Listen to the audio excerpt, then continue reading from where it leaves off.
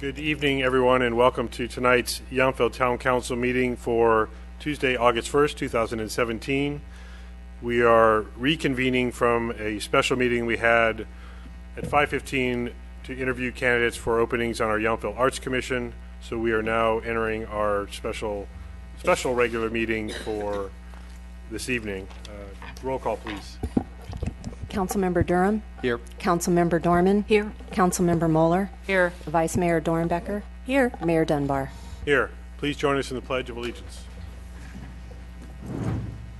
I pledge allegiance to the flag of the United States of America and to the republic for which it stands, one nation, under God, indivisible, with liberty and justice for all. Thank you. I'll entertain a motion to adopt tonight's agenda. So moved. Is there a second? Second. And we're doing that electronically, I think.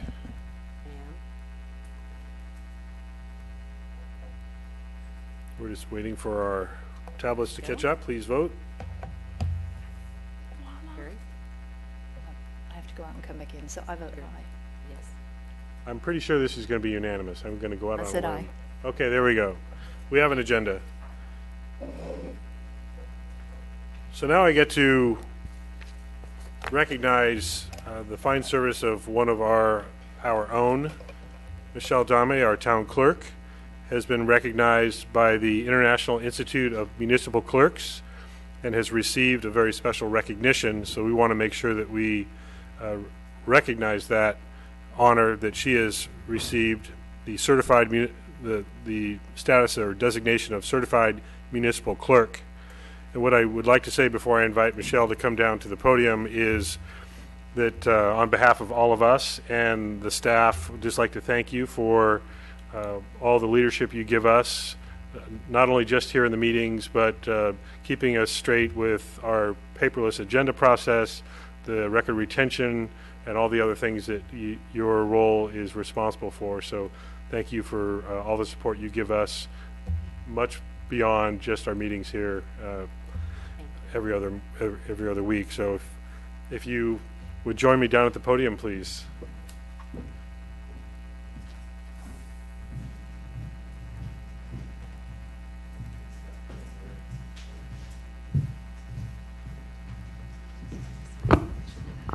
I know, this is a new angle for you. I know. So this is to recognize from the International Institute of Municipal Clerks, who hereby confers the title of Certified Municipal Clerk upon Michelle Dame, CMC, who has completed the requirements prescribed by the International Institute of Municipal Clerks for this certification. Congratulations. Thank you. We'll smile now. Wait, hold on.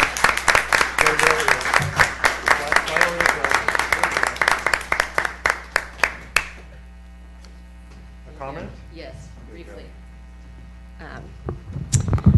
I'd like to thank the mayor and council and the town manager for supporting our continued professional education and the memberships that you do. It's those memberships that enable us to bring you these best business practices for items affecting the town clerk and the town as a whole, as well as networking with a group of amazing professionals, which are city clerks.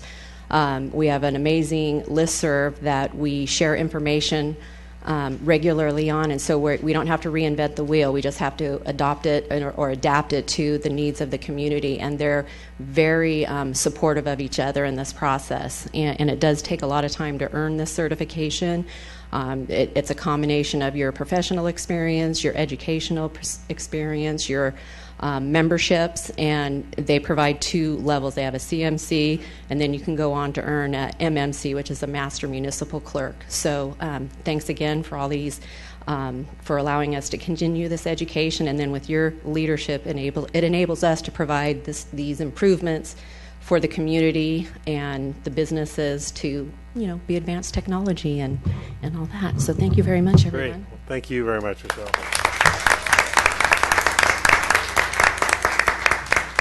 So it just passed 11 years now, is it? Yes.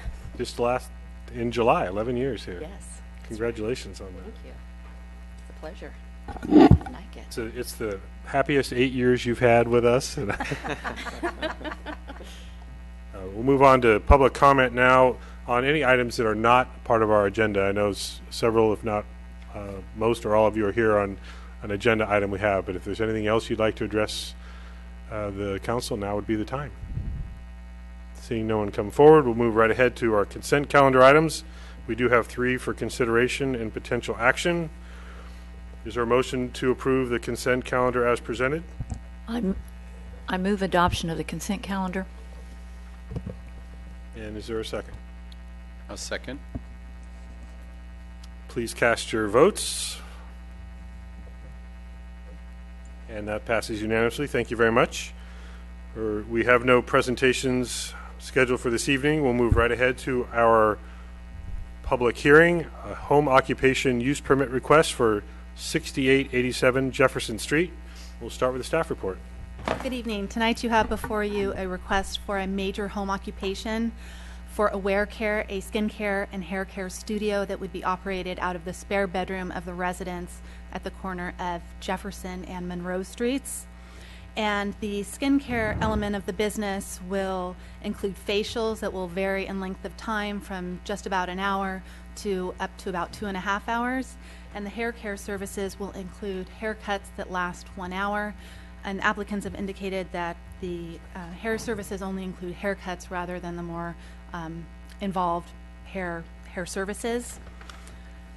The business is a part-time use that would be by appointment only from Monday through Saturday from 9 a.m. until 6 p.m. And the applicants indicate that only one client will be seen at a time, with the business averaging 1 to 3 clients a day and up to a maximum of 13 clients a week. The applicants are also seeking approval to sell skincare products from the home, and these skincare products would be sold at the time of a skincare treatment, and exclusively during a skincare treatment. This home would not otherwise operate as a retail storefront with someone walking in and grabbing an item off of the shelf. So it will be limited in that manner to the clients. And the applicants indicate that it's a necessary part of the business because clients book facials with the expectation that they receive recommendations for at-home products that they obviously can use at home. The product and supply deliveries will be by UPS about twice a month. There will be no business signs, and there will be no employees working from the home. It will be operated solely by the 2 residents. And at the time of the application, the applicants maintained a website for the business Aware Care, but since that time it appears it's been taken down. But I have included the different pages from that website in your packet so that you could see a description of the use. The web page indicated that the business was opened out of the area in 2003 and brought back to the home studio in Yountville in 2009. But the applicant indicates that the business has really only been in operation since 2016, when their involvement in a salon in the city of Napa ended and they decided to focus more on the home studio. We do know that they have been reporting sales tax to California, Yountville sales tax, since the first quarter of 2015, and that may be an indication of when the business first started. And the last item is that we did receive a phone call from a person calling to say that the use had been operating for somewhat longer than that. Although the applicants have submitted 7 letters of support from adjacent neighbors, all of whom support the project. They're named in the staff report, and their letters of support are attached to the staff report. So the town's home occupation ordinance was first adopted in 1992, and that was shortly after the last comprehensive update of the town's general plan. The home occupation ordinance was amended once in 2001 to facilitate the establishment of home-based businesses that have no associated neighborhood impacts, and to protect neighborhoods from excessive traffic, both pedestrian and vehicular, that is associated with the home occupation. And at that time, 2 different categories of home occupation were created by definition. One is a minor home occupation, which is essentially an office use with a desk, a computer, a phone. And the other type of minor home occupation is a business that is operated outside of the home, but one vehicle may store goods of that home occupation at home. So it's a very minor use. The other is a major home occupation, and it really envisions something more than that. Principally, customers or clients visiting the home on a somewhat regular basis.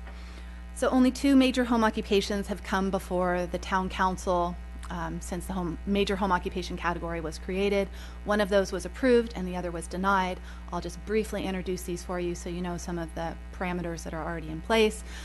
The application that was approved was for a custom sewing and alterations use that occurred out of a spare bedroom of a home. It consisted of 3 sewing machines, and it permitted client visits averaging 1 per day. There were no other employees, deliveries, suppliers, or other business-related visits to the home occupation, and the council found that this was a low-impact use, that it was not expected to generate any condition that would result in an impact to the area, and it was anticipated that the fact that a home occupation business was being conducted wouldn't even be discernible outside the residence itself. So it was approved. The permit that was denied was for a yoga studio and gym use offering one-on-one training sessions, up to 30 one-hour training sessions a week with 8 sessions a day. And it was conducted out of the entire garage by the resident and by one non-resident trainer employee. And the council found that the number of clients served by the home occupation constitutes a high-intensity operation for the surrounding neighborhood that is not necessary or desirable, and that it generated impacts that were incompatible with the neighborhood and the community. And so what I think it boiled down to in both of these cases is how many people were coming to the home and what was the level of activity that was generating. Was it residential or not?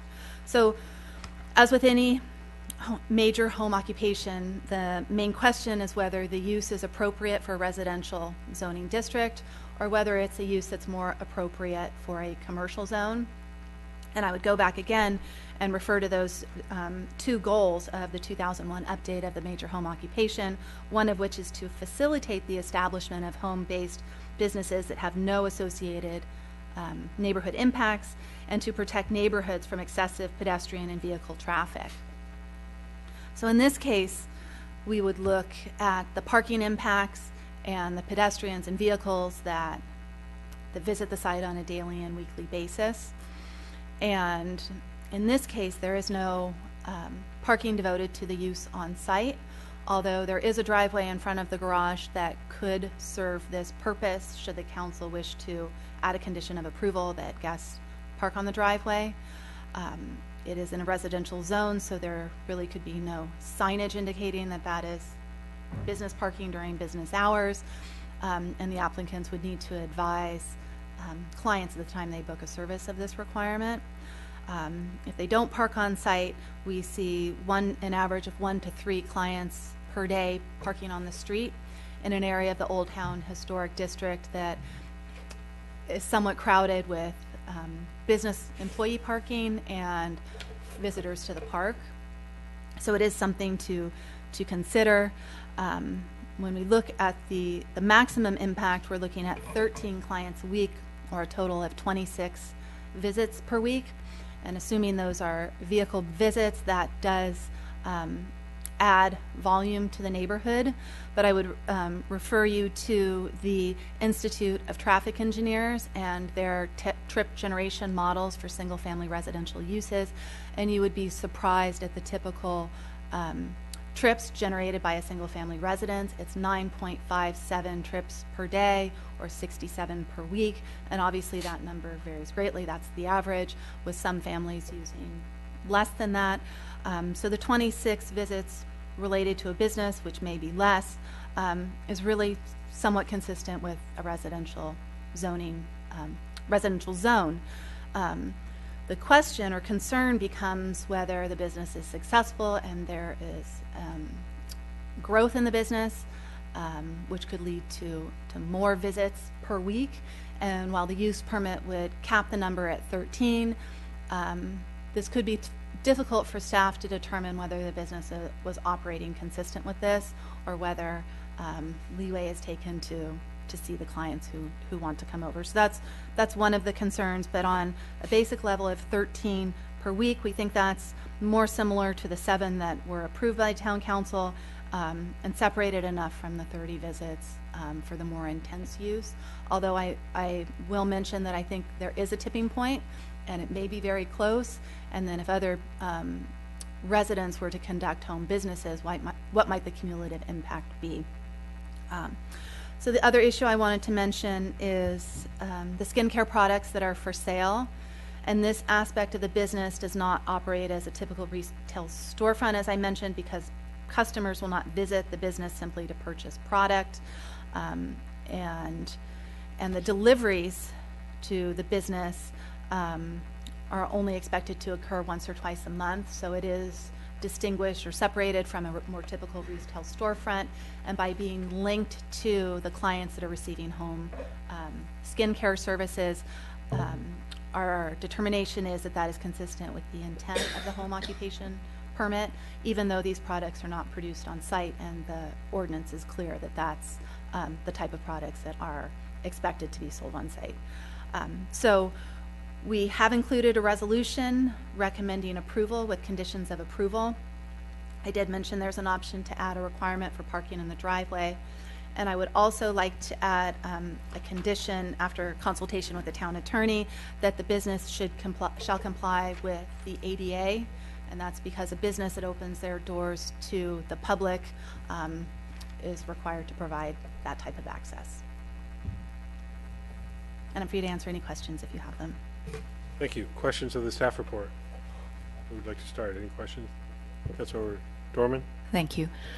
Thank you for the report. So, I don't know if this is the time to ask this, but I have 2 things so far. Let me just focus on one right now, and one is the findings. Were we to approve this, is it should we discuss those now, or should we wait until after? Because I do have some questions about the proposed findings. You can ask questions of staff. That's part of the Okay. staff report. All right, so on the findings, let me get my notes up here. So starting on the paragraph E, the introduction, we say something like, we find that it's the best business to be there, and I was wondering if maybe we would be better off. My concern is if this gets approved, I want to be very sensitive to unintended consequences of the permit, sensitive to both sides of the coin of neighbors in favor and neighbors against. So can we just say we find that the project satisfies the applicable criteria without being qualitative about it, rather than saying we find it's the best use?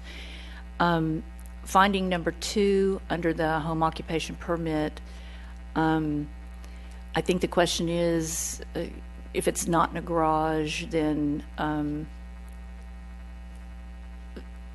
these certain factors apply. And I'm wondering if it's necessary to say anything other than it is not proposed for a garage. Number 5, finding number 5, and y'all are going to have to forgive me, but I have to go back and forth between my notes and the actual document.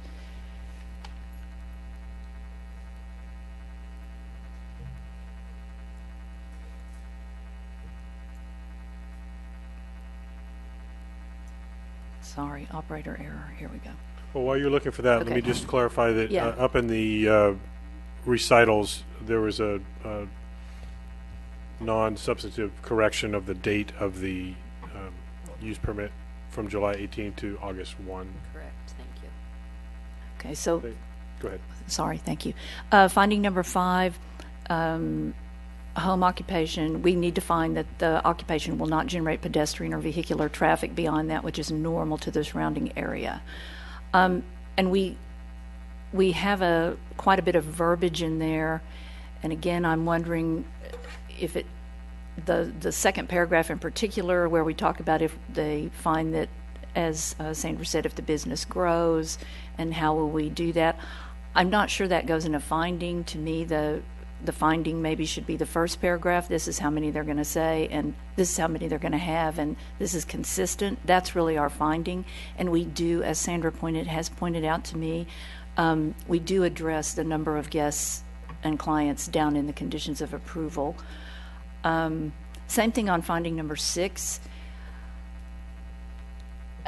No more than 2 customers. The first sentence I had some questions about. This condition is not clear as to the time period by which the visits are to be monitored.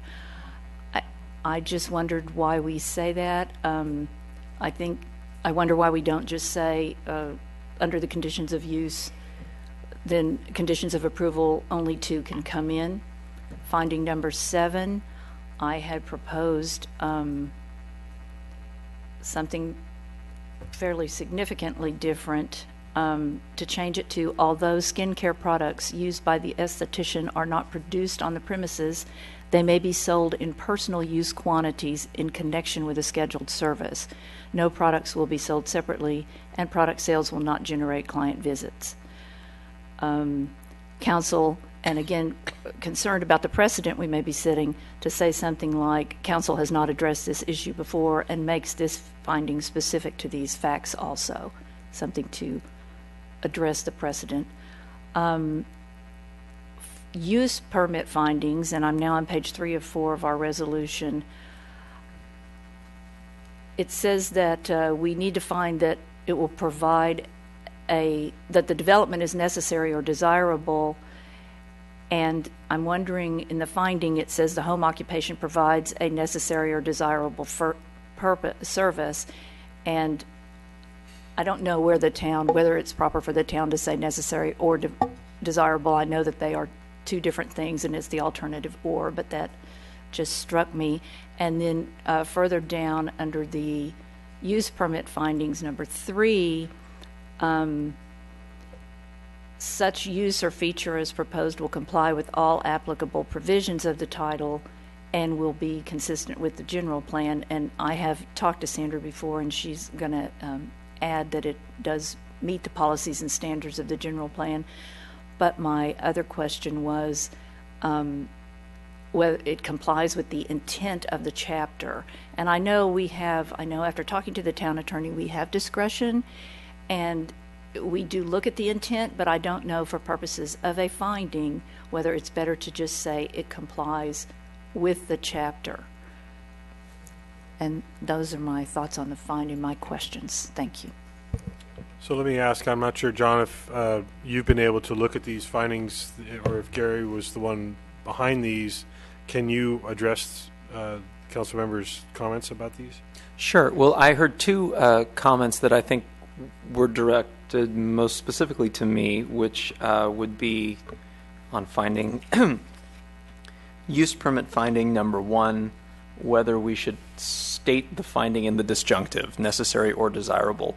I'm not aware of anything that would prevent you from doing that, and it tracks the language of your statute or your ordinance, and so I don't see a problem with that. If it's included. If it's included as stated. As stated, okay. Stated. Thank you.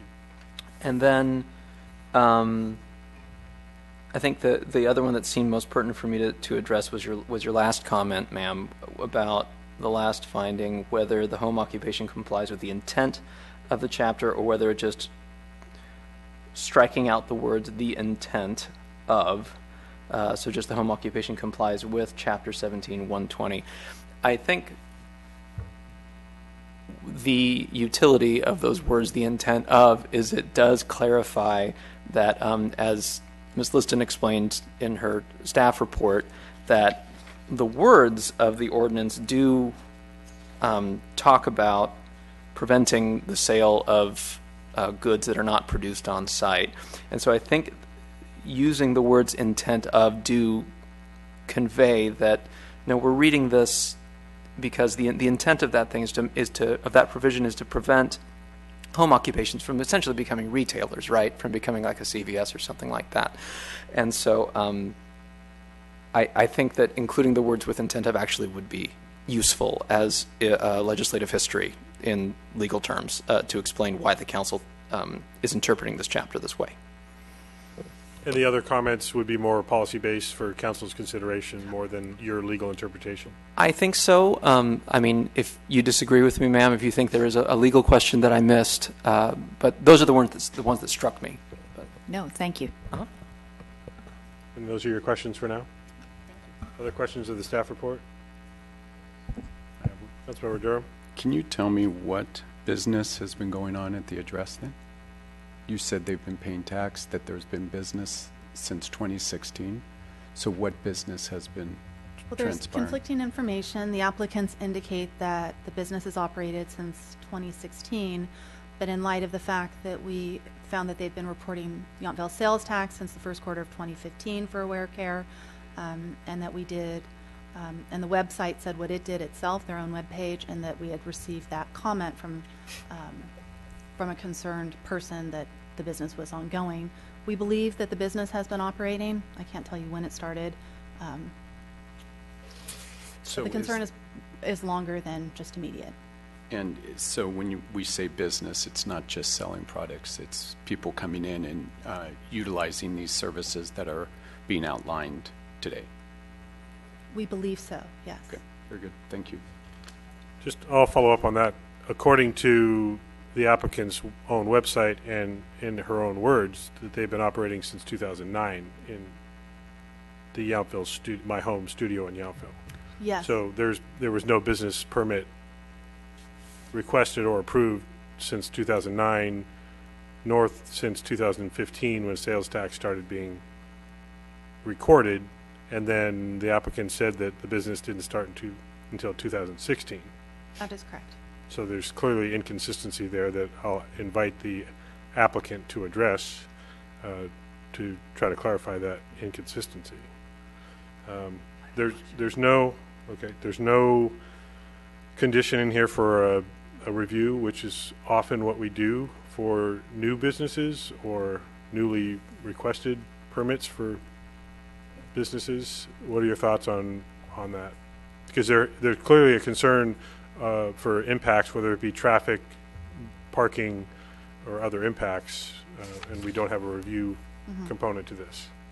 I think there's value in adding a condition for review. I note that it's the type of business that could operate beneath the surface, and it may be harder for staff to evaluate what impacts there are, but we could include a self-reporting requirement on the applicant to share the business activity with us, and then we obviously respond to complaints. But otherwise, noticing what's going on is going to be more difficult than your typical commercial establishment. That leads to my next question about enforcement.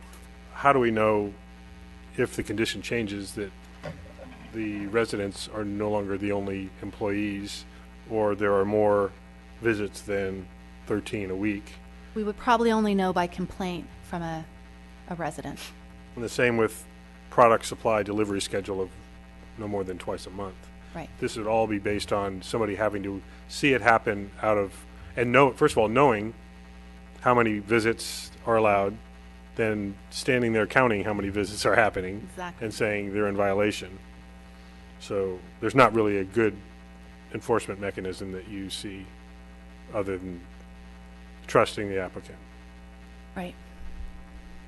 And then you've already recommended adding conditions about if we want to consider limiting parking to the residential driveway only and the requirement of ADA compliance. Those are conditions you're already asking us to consider adding. Yes. Okay. And there are no other conditions as requested in terms of hours of operation or anything else that you're concerned with according to the application? No. Okay. Any more questions, Vice Mayor? Yes. Under finding, home occupation permit findings, number 6, no more than 2 customers, clients, students, patients, or persons in similar relationships with a home occupation may visit the home as a regular business practice. I don't think that makes sense in this case, because if these are long-term clients, they will be visiting the home on a regular basis. I think this is a little vague, honestly, and it's not clear as to whether this applies to any one time or any one day or any one week. So I've tried to analyze it in terms of impact. And since this is a business by appointment only, one at a time, I think it satisfies this standard. Although I do hear what you're saying. Thank you. Your question, is, as I hear it, is the way the condition's written, not that As a the regular the number business of practice. clients. If someone is coming for the esthetician for skincare, they will be coming on a regular basis. So I just think that it's illogical. Is that a standard templated condition for home occupation permit? Yes. It may deserve revisiting at this point. I mentioned it hasn't been amended since '01, and when we notice things that aren't working well, we can propose a better wording that's aimed more at regulating the intent behind it. Well, I think that would be appropriate, because this intent is illogical. John, As written. John, I'm going to try to ask you a long question to give you a chance to think about what the Vice Mayor is bringing up. As you read that condition number 6, do you see it as appropriate, inappropriate, that the language might need to be adjusted if we want to consider this condition?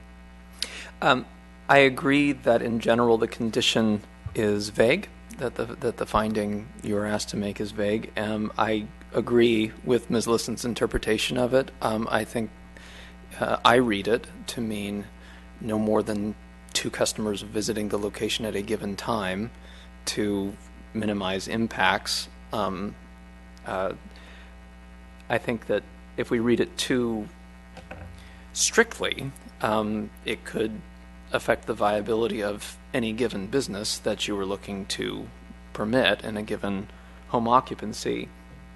So the short answer to your question, Mayor and Vice Mayor, is I think that the reading that is being used now is appropriate and is a reasonable interpretation of the language you have. I hear your concerns. I see the same vagueness you see. And if you do want to revisit this, then of course we're happy to help you with that. Okay, thank you. Thank you. Any other questions? Staff report, Councilmember Moeller. I'd like to follow up on some previous questions. So the ordinance we have, you said it was last updated in 2001. When was this ordinance actually put in place? We've had it for quite a while, right? The first ordinance was enacted in 1992 Okay. and amended to its current 01. ordinance in 2001. Okay. My next question is, because I know ever since I've been here, I've always been pretty aware of it. So have you run into any circumstances previously where someone has been running a home occupation business that they didn't come and get a business license for? Do we have any kind of, what do we do in those situations? Do you just shut them down, or do we have sanctions or penalties, or what happens? From time to time, when we become aware that someone may be conducting a business, we let them know of the business license requirement and the home occupation requirement. And if it's corrected at that time, we move on. There's always the opportunity that where there's a violation of the municipal code or the town's requirements, that we could issue a fine or a penalty for the activity. But the first thing we do is we notify them. Okay. And also, I think some of the things that we're talking about that might be a possibility we put in is if a resident complains. Now, when a resident complains, is that confidential, or, I'm trying to get a sense, is it difficult for a resident to complain knowing his name's going to be out there, he might live right next door, and, he's going to, be in a difficult position because hopefully nobody wants to move from Yountville, and How does that work? Do we have any policy related to confidential complaints? We do maintain the anonymity of a complainant, although we can share the substance of the complaint.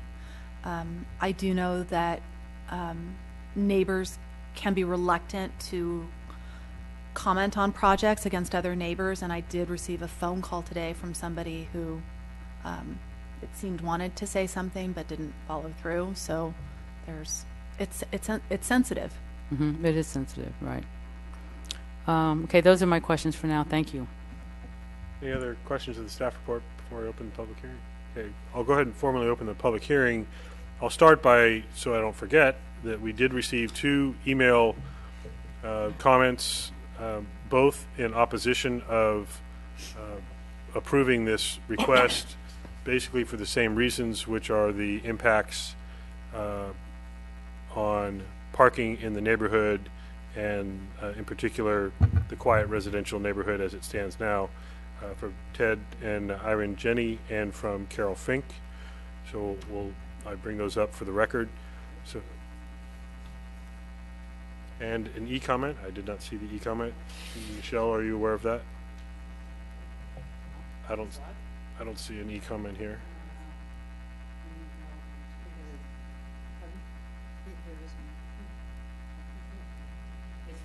If you could go, if you could just identify it for the record, Councilmember Mueller, in the Right under the list of all your tabs, it says comment right there, just so everyone can see it. Yeah, I have no public comments on mine. Oh, Right here. yeah. It's a 0. Oh, Anyway, if you okay. could just read the substance. it doesn't matter. Kimberly Cook says that she's 100% opposed to having commercial operations in a residential neighborhood, and she wouldn't want customers coming by and purchasing products as well. And this is approving this would be a large step towards allowing something like short-term rentals. You know, they could occur more often. So she provided some examples like that.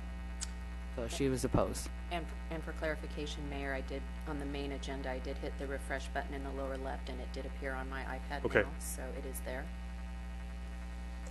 So those 3 letters have been received.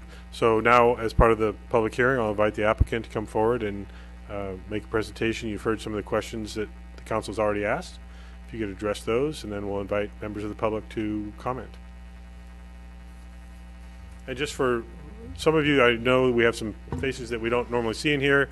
We limit public comment to 3 minutes each, and we invite first-time speakers to address the council before we entertain the possibility of any additional comments from somebody who's already had a chance to speak. So, Ms. Reeves. Hi, I'm Pam Reeves, 6887 Jefferson Street. I just wanted to start with explaining that this is less of a business plan and more of a retirement plan. We do not plan to expand any business that we might have, and the numbers that are on your forms are the very maximum that would ever happen. This has to do with a physical ability to do the job, and will not be, well, unless we discover some rejuvenating medicine somewhere. I don't think that that would ever be reached or expanded. So just to clarify that to start off with. As far as parking goes, my residence is on a street corner. There are 3 streets that access it. So there's frontage on 2 sides of my house. We have only 1 car. So we are at the very low end of any residential traffic creation. So I think we fall well under what is projected for a normal residence at the high end. So I don't see that kind of traffic would cause any disruption to the neighborhood. Our street is quite quiet.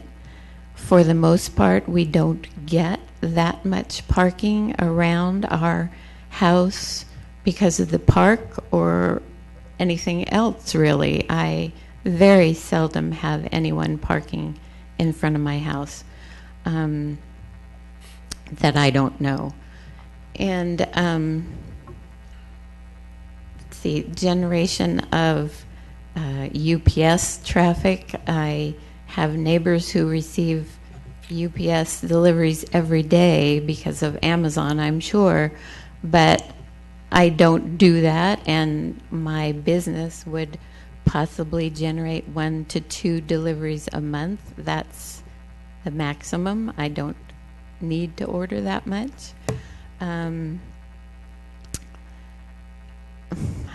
It's very difficult about the website because I generated that website as part of an instruction that I did with a group of estheticians. That website was never optimized for web access. You could only access it if you knew awarecare.com. I created it. I used it as a tool in my education. I worked for the Dr. Hauschka Company as a trainer for other estheticians who are not very good salespeople.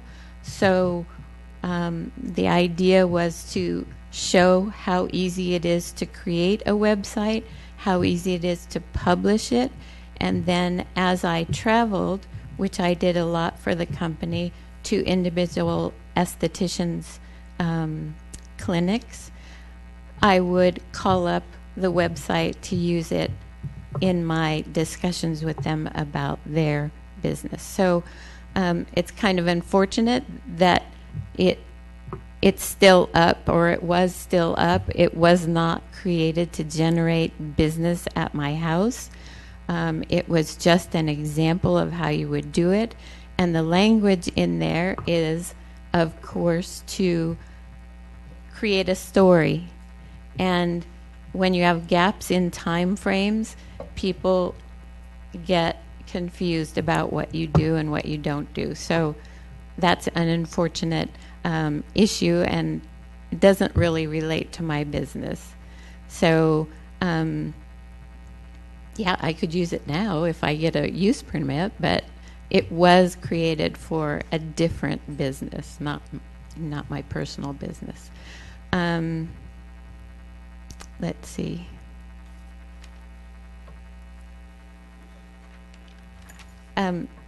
We left Yountville in 2002 and came back in 2009, at which time we looked for a commercial spot in Yountville. We would have preferred to open another business in Yountville. We went to Napa to do that, and it was not as successful as we had hoped it would be. I think it would have been more successful here. But between that business and my teaching responsibilities for Dr. Hauschka, it was pretty much a full-time job until I retired from that in 2016, the beginning of 2016. Yeah, let's see. One of the other issues that was brought up is ADA accessibility to your residence. Mm-hmm. We would Is have it to create ADA that. accessible? We would have to create that. There's a one step up. Did you have any other comments you want to share with us before we ask you questions? I don't know. I can't think if I answered all your questions or Okay. not. Just for clarity, so are you saying you have not been operating a business from your home since 2009? I have been doing family and friends since I got back, yes. Even though your website says in your own letter, I brought that business back to my home studio in Yountville in 2009. Right. That was part of the story in creating that so that estheticians would be able to sort of mimic the idea of the narrative, how to create a narrative. When I did did. When did I you create have the done- website? What? When did you create the website content? A couple of years ago. And why wouldn't you just put if it was 2015, why wouldn't you put 2015? I don't know. Did you start the business in 2015 when sales tax records show? That I have sold product.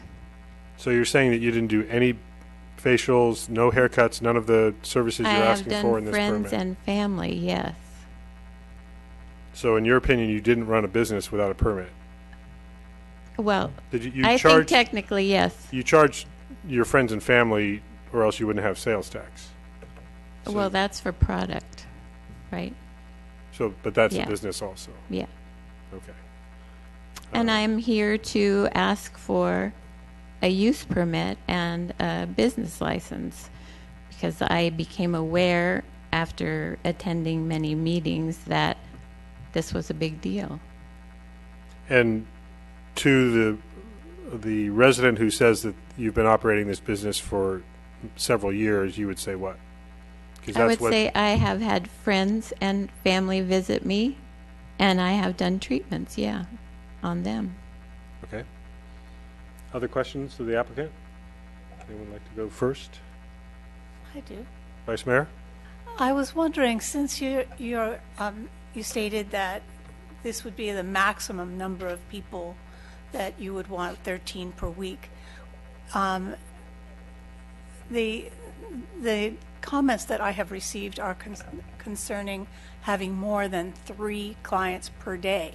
Would you be amenable to having a restriction that says you may have 1 to 3 clients per day, and 3 would be the maximum?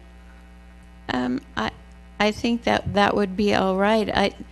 I don't think that we would do more than that. There's not a lot of time. I would only do 1 facial a day, and my husband could cut hair a couple of times, I suppose. So that would be all right with you if we put that as a condition? Thank you.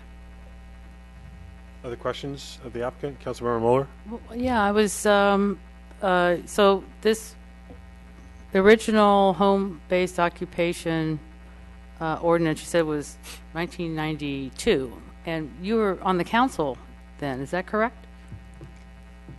No, I don't think so. No, I don't think I was still on the council then, but maybe I was. I don't know.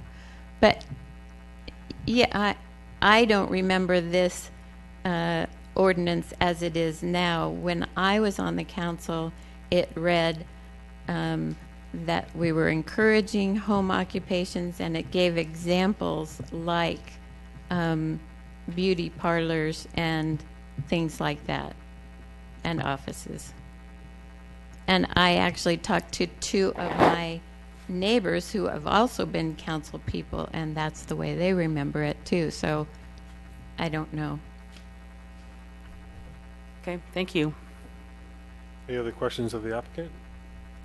Thank you. Oh, excuse me, Okay, Mayor. Councilor Dorman. Thank you. So I just want to get clear in my mind.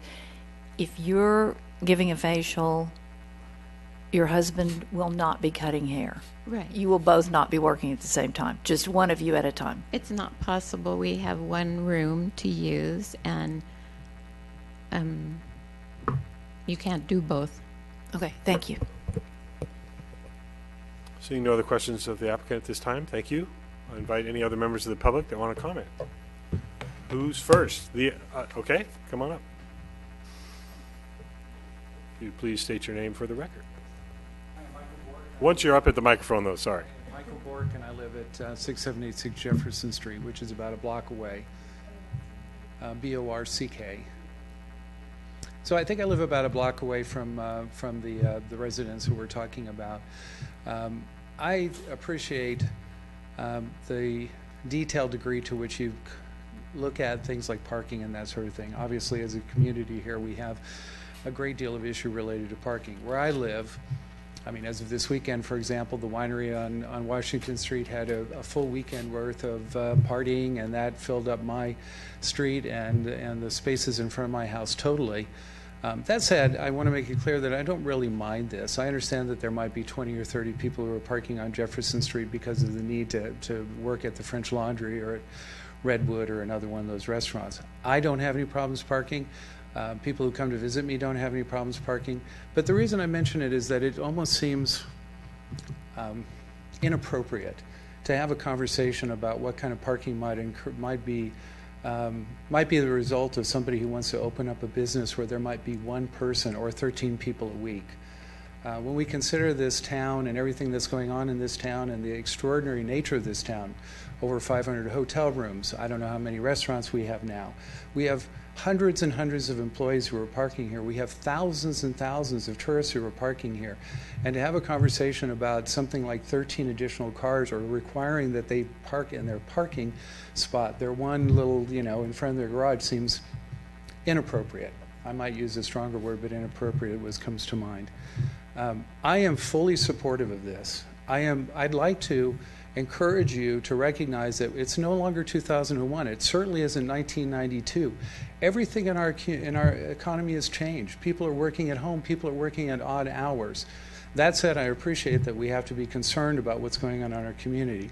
And toward that end, I think you should encourage more of this. You're talking about people and creating a community. The greatest risk we have in Yountville is that we will lose additional residents. Pam and Lee have lived here for a long time. Kathy and I have lived here for more than 26 years. Kathy and I talk about selling our house so that we can cash out, that we can go to a state where we can buy a house for a fifth of what we spend here. Or better yet, why don't we sell our house? Better yet, why don't we buy one of those houses, keep our house in Yountville, and we'll rent it out. I know there's concerns and there's even laws around how long we can rent these things out. But a month on VRBO or a month on Airbnb is worth thousands and thousands of dollars. Here you have somebody who wants to stay in this community. There are other people who want to stay in this community. Give them an opportunity to create a reasonable retirement plan that calls on the experiences that they've had in their lifetime and creates local serving commerce for those of us who want to stay here. Thank you. Thank you very much. And I'll ask that there's not any applause. We have a decorum that we follow here. We don't accept people that are opposed to or in favor of the comments, so thank you for respecting that. Yes. Hi, Lloyd Penrod, 2910 Lincoln. Thank you. Thank you for having us here. The use being proposed is built around providing a serene setting for clients. As far as any impact on the neighborhood, this is more like someone having a guest come for an unusually quiet visit. With increasing rents and attrition forcing out local businesses like the old barbershop in town, this seems to be the ideal type of low or no impact use that will be able to provide quality services to locals, many of whom will be within walking distance. With the very low volume of visiting clients proposed, there should be no noticeable impact from guests parking. You've already heard from most of the immediate neighbors who overwhelmingly support Lee and Pam. My wife and I are in favor of this application. Thank you. Thank you. Who's next? Yes. Hi, Penny Proto, 1971 Yountville Crossroad. And all the remarks have been really wonderful so far because they've spoken to some of the problems our town does have, which is kind of an erosion of our community, the expense of doing business and living here, and the fact that a lot of people are cashing out and kind of hollowing our neighborhoods. And so it is wonderful to know that if we can try and help the people that are in our community and have been for some time to stay in our community by making it possible for them to live financially. And as far as the parking goes, my neighbors who are not living next door, they just own it, they have lots and lots of service people come by to take care of their house while they're not there, and they park all over the street, and they create a lot of parking uses that are not local serving outside of, I guess they are gardeners and they are house cleaners.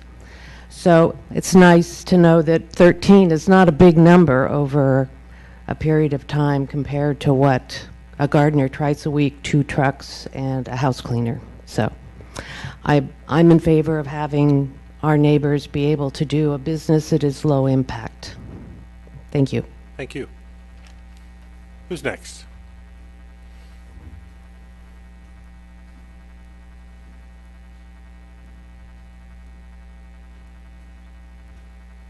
Welcome. Thank you. My name is Margene Marciniak. I live at 2 Grant Lane. As a resident of Yountville, I've known Pam and Lee for over 30 years. I've had the privilege of using both of their services, haircuts and facials. I've also known Pam as a councilwoman, and she's still looking out for our best interests. I know Pam and Lee as neighbors, 1 block away. My husband Paul and I also know Pam and Lee as friends. I agree with their summary statement. This is exactly the type of business Yountville residents need. How heavenly.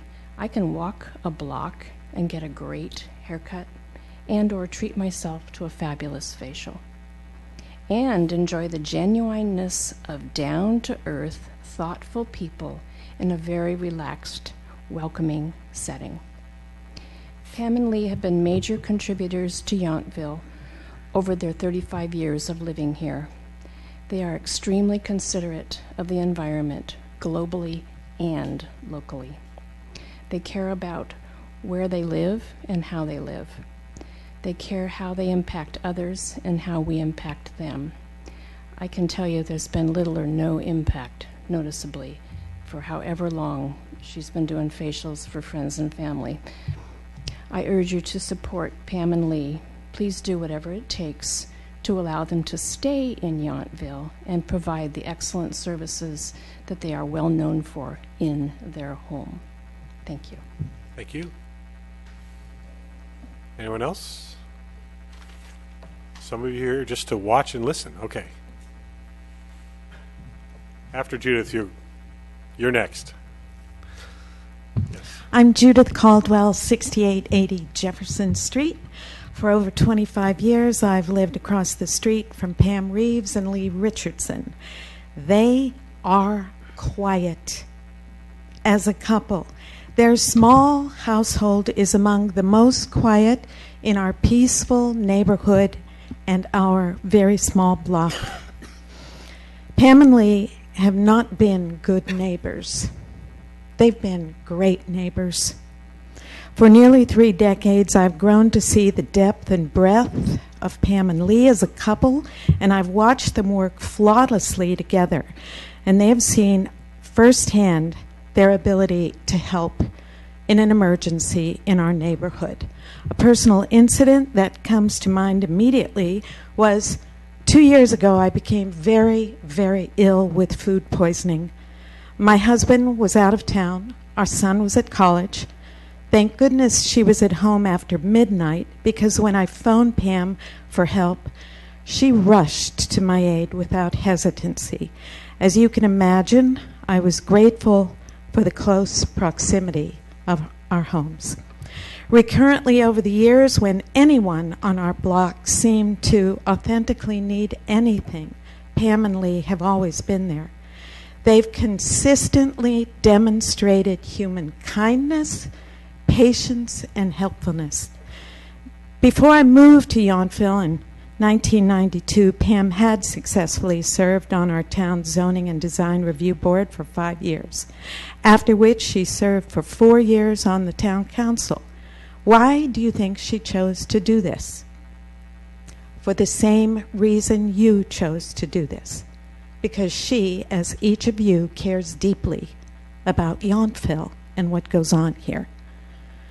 Broader in scope, though, with the children of the entire Napa Valley in mind, Pam and Lee have worked tirelessly for many years as pioneering volunteers towards the conceptualization, planning, and development of Stone Bridge, a Napa Valley charter school which, through their undying efforts, now successfully serves the needs of hundreds of families that they don't even know. On a more professional note, Lee started his hair salon, Anemone, in 1977 in a tiny room off what became the restaurant Pacific Blues in the center of Yountville, and he was actually invited to do this by Sally Schmidt, Don Schmidt's wife, the original owners and cooks of the French Laundry. And a few years later, in 1983, Pam started Anemone Aesthetics in what is now the inn room closest to Yon Street at our inn, Petit Logis, next to Hurley's Restaurant. And 5 years later, in 1988, Anemone, what a name. Yeah, Judith, your time is over, so if you could please wrap up. Thank you. I suppose that granting formal license to Pam and Lee to serve our community with their gifts and talents in their home would be a true symbolic representation of the maturity of Yountville's management, town council, and staff. So I'm confident that you will choose to vote for what's right, just as you continually do. And please grant them their home occupation use permit. Thank you. Yes, sir.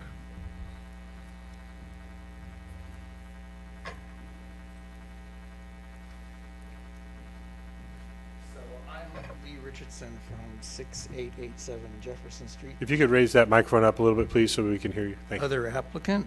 I just wanted to say a couple of things. Judith said some of the stuff that I was going to say. I think a little history was useful. We've been here a long time.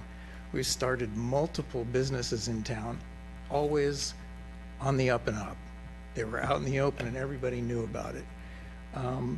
And by way of explanation, some of this sounds pretty dishonest, I think, with the discrepancy in the dates. So what's happened is the businesses that we've had have wound down. We've made friends. This is really hard for me, but we've made a lot of friends in the process. So when they wound down, this is where we ended up. We ended up seeing friends that had become so over the years. And so that's what's been going on. Neither one of us understands what's going on with the sales tax, because we've sold product forever. This is so integral to what Pam does that you can't not do it. It makes no sense. And when we saw that in the ordinance, it occurred to me that that may be an oversight that you might want to address, because these kinds of services require that kind of product. She refuses to touch anything else. It has to be that for her. It's really important. And it's totally integral to the service. I have a question for you about the ADA. I think, I don't know how to put it exactly, but what would not doing an ADA requirement expose the town to? What does that look like? And John, just for a second, you're addressing the council right now, and you can do that, and then we will ask after you're finished for our attorney to respond to your question. Okay, I just wanted to bring that up because that we've done this over and over again. It can be hugely prohibitive. And if you really want to encourage people to be able to stay in town by doing the kind of thing that we'd like to do, that's really important, because that can cost tens of thousands of dollars to set things up so that that works. And I'm a little confused about it, because in our last salon, which was a big deal, when they came to check on that kind of stuff, they said, you don't need to do a lot of the stuff that we thought we were supposed to do. So that's a little confusing to me. But in a little tiny house like this, if you require it, it could be difficult, if not impossible. I think that's about all I had to say. I think it's important to encourage this kind of thing, to allow people to stay in town. We all know that it's become pretty much prohibitive, unless you're quite wealthy or you've been here for a long time, to be here. And we've been here. I started my first business in '77. I've lived here since '79 or so. I couldn't do it now. So. Okay, thank you. And I'll now ask our town attorney to address your concern about the requirements, state requirements or others about ADA accessibility to any home business. Sure. And so Federal law is pretty clear on this point. Title III of the ADA applies to all public accommodations. Public accommodations include barbershops, beauty shops. I'm quoting here to anybody who would want to look up. It's the Code of Federal Regulations, Title 28, Section 36.104, defines public accommodations to include barbershops, beauty shops, other service establishments. Code of Federal Regulations, Title 28, Section 36.207 says that if you have a public accommodation in a private residence, the portion of the private residence dedicated to that public accommodation must be ADA compliant. Now, all that says is that the ADA applies here. The ADA is a huge piece of legislation. There are exceptions for historical buildings. There are all kinds of ways to comply with the ADA that, frankly, are beyond my expertise as a municipal lawyer. But just to say that the ADA applies is not necessarily to say that nothing can happen. But it does apply to public accommodations. This is very clearly a public accommodation. So I don't see a way around that. So the hypothetical is the permit is approved. They're formally operating a business out of their home. If they don't have a ramp, they only have a step, and someone who cannot navigate that step can sue the property owner and the business owners, happens to be the same people, potentially the town for granting that permit. You could see that as a possible hypothetical. Yes. That's why it matters. And it's expensive in some cases, but that's why it matters. So, yeah. Can I? If I could briefly, as the attorney was referencing, there are a number of ways that an applicant can work towards compliance. And for example, you mentioned a one-step, and ramps can be permanent, temporary. They don't. So I mean, we can work with the applicant to determine what is the least invasive, but I don't think we can ignore compliance. Right. Thank you. Other members of the public like to speak on this item? Yes.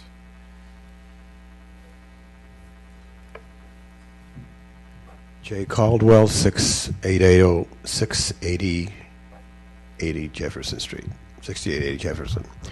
I've been a owner on that property since 1978, and Lee and Pam have been my neighbors for I don't know how many of those years, but most of them. Okay, so my history that goes back with Pam was when she leased a space from us. I believe it was in the 70s, and Pam, that location is now unit 5 in Petit Logis, and I think it's taking in about $6,000 a month. When Pam had it, was $200 a month or $175. Times have changed. Yountville's changed a lot, and it's pushed out a lot of small people, and home-occupied businesses on a small scale like they're proposing is a definite option to moving out of the area. I strongly support them, and they are my neighbors. They're great. Pam's biggest complaint was sound when she rented from us. It was always, let's keep quiet because Pam wants it quiet. And we were all walking around on our tiptoes. And so that hasn't changed. Pam's the same absolute person. And as far as traffic goes, Judy's one of her clients. She walks across the street. That eliminates one car right there a week. So, okay, that's the point. I strongly support it. Thank you. Anyone else? Once I close the public hearing, that's your chance to comment. Okay, I'm going to close the public hearing and entertain discussion by the council. Would anyone like to volunteer to go first? Going to make me pick. Councilmember Moeller. I'll go that direction instead of my normal left. Go right. Okay. First, I'd like to thank everyone who came out and gave us their comments, and everyone who sent emails, and the many phone calls I got to. I also appreciate that. So I think the public testimony was very heartfelt, and I do appreciate hearing that some people, it is more challenging. Yountville has changed. The whole world has kind of changed a lot, if you ask me, but that is a bit neither kind of here nor there. I think my responsibility is to try to make the best decision on this request as I consider consequences for the entire Yountville community. That's the decision that I have to deal with here. So I also understand that you may not want to call it a business, but unfortunately, not wanting to call it a business doesn't really make it not a business. So it is a business, and we've had lots of conversations about that recently as relates to how homes that are for rent, et cetera. So also, I can't really entertain that, you might have a unique location where there is more parking, but if somebody else may not have that parking situation. So we really have to weigh a lot of factors of fairness here. But I think overwhelmingly, we have, and we spend a lot of time on our zoning laws here. We talk about them a lot. We're continually revising them. We're going through our general plan right now. There will even be more discussion. So these zoning laws, we have zoned our neighborhoods as residential. And that's where I am going to kind of come down that it's not a business, they are residents. And I know that if somebody moves in to one of our residents, they should have every right to expect that there isn't going to be a business opening next door. And we spend a lot of time talking about the balance of our businesses and our residents, and we've got a pretty fine, unique line with Washington Street, and that's where our businesses exist. So yes, life has changed. What we would maybe be able to do a while ago, we're not going to do that now. You can hardly even go to a shopping mall and buy anything. You almost so many things do have to kind of come in online. Okay, so with that said, I think that this is not what I read in the home occupation ordinance. It does have impacts, and to me that makes consequences to our neighborhood. And I do think that we have very healthy and very reasonable zoning laws, and they are designed to maintain the very neighborhoods in which every one of us lives, and that's why we have them. And they are designed to prohibit noise, traffic, and other nuisances. I mean, they're, especially, like light intrusion. And we had a lot of these discussions with many of the Old Town residents who came and talked about the changes we were going to make to the Yountville Park. They were very concerned with any changes that was even going to go into some of the mow strips that were going in. So I know the sensitivity of making major changes to have a major home business. So I'm also very concerned about that. And I believe that it's important to deny this permit, the variance, based on safeguarding our neighborhoods. And that, I think, is going to, by maintaining the restrictions that we have for these businesses outside of our neighborhoods that have any impacts, I think is important to the entire Yountville community. Thank you. Councilmember Dorman? Thank you.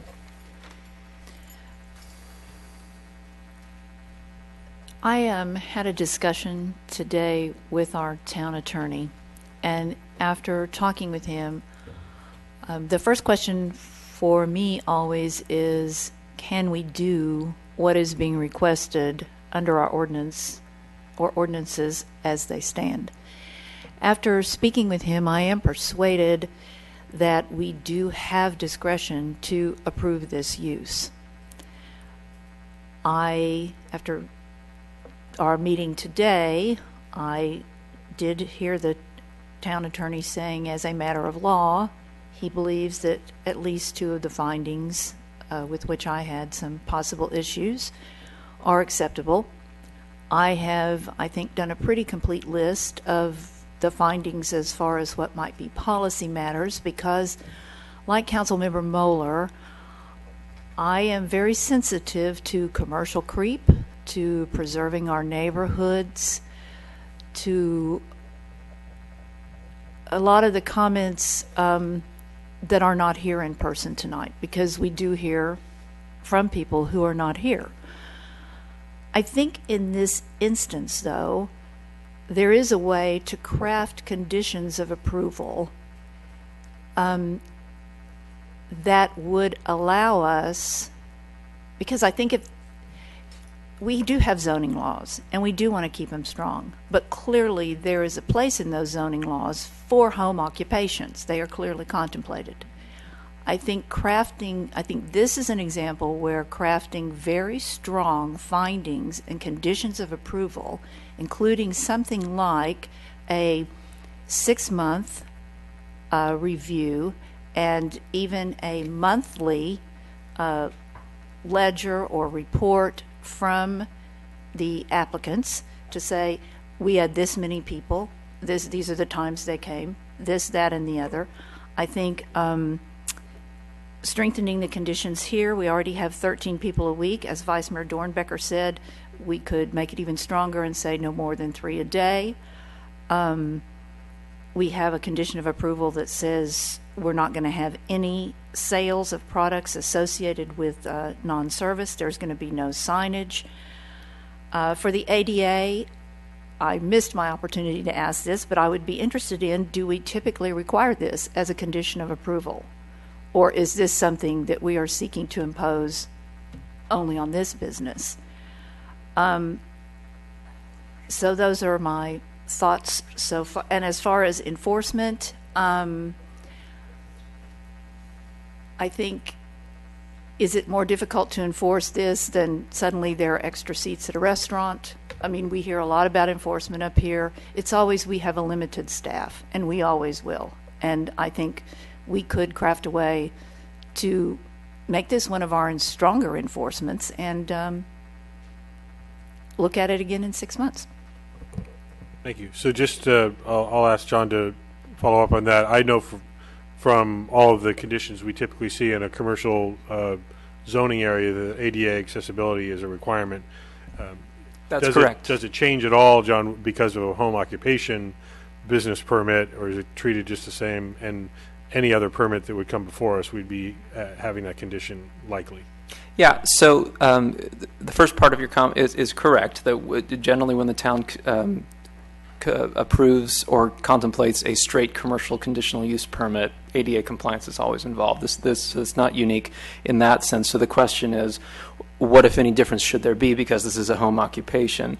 And frankly, I've never handled one of those, but and so a conditional use permit about a home occupation, but under federal law, I don't think you can make the distinction. I don't think much less should, because federal law is so clear about public accommodations inside private residences must comply with the ADA.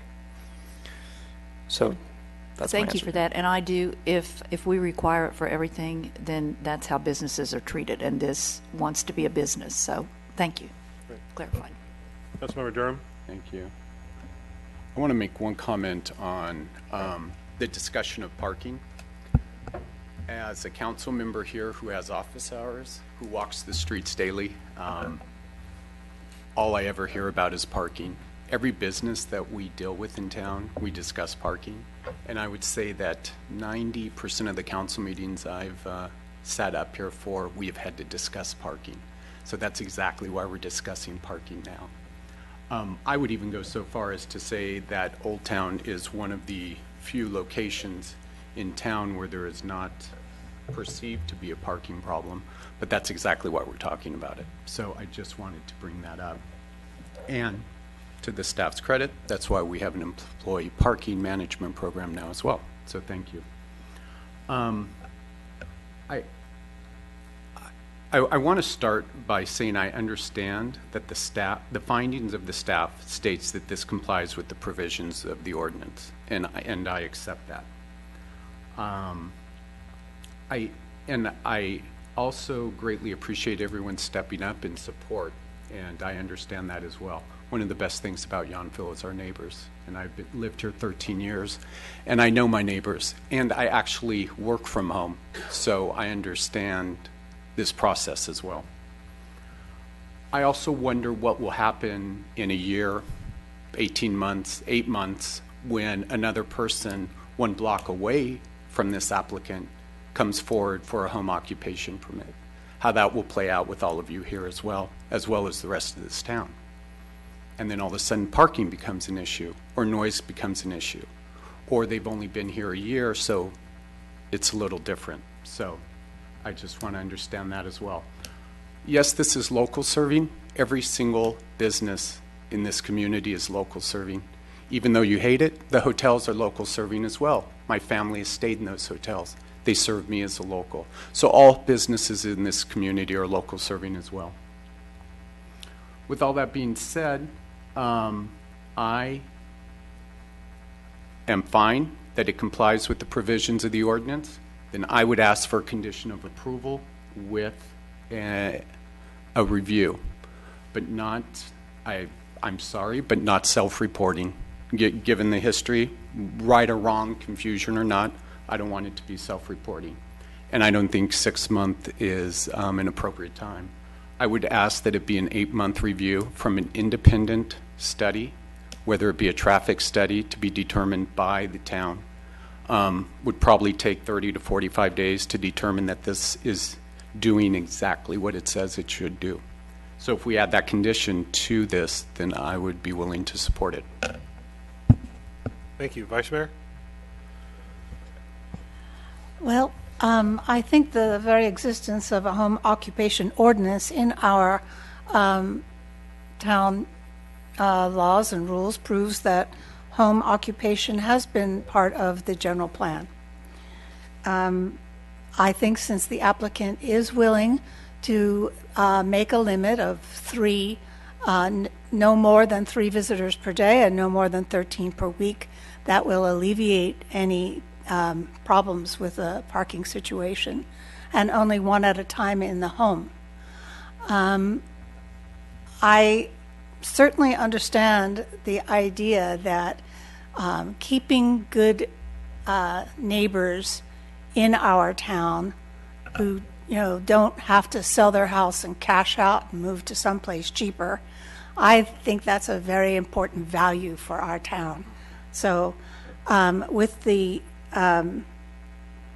one, and I realize that the ADA compliance might be difficult, but there could probably be just a metal ramp that you could purchase that would satisfy it, I think. But staff will work with you on that. I certainly do support this and approve.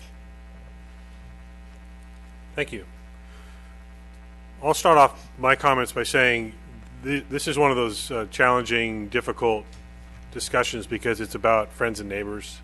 And that's the good and the bad of us being up here and being such a small town, as we know almost everybody sitting in the room.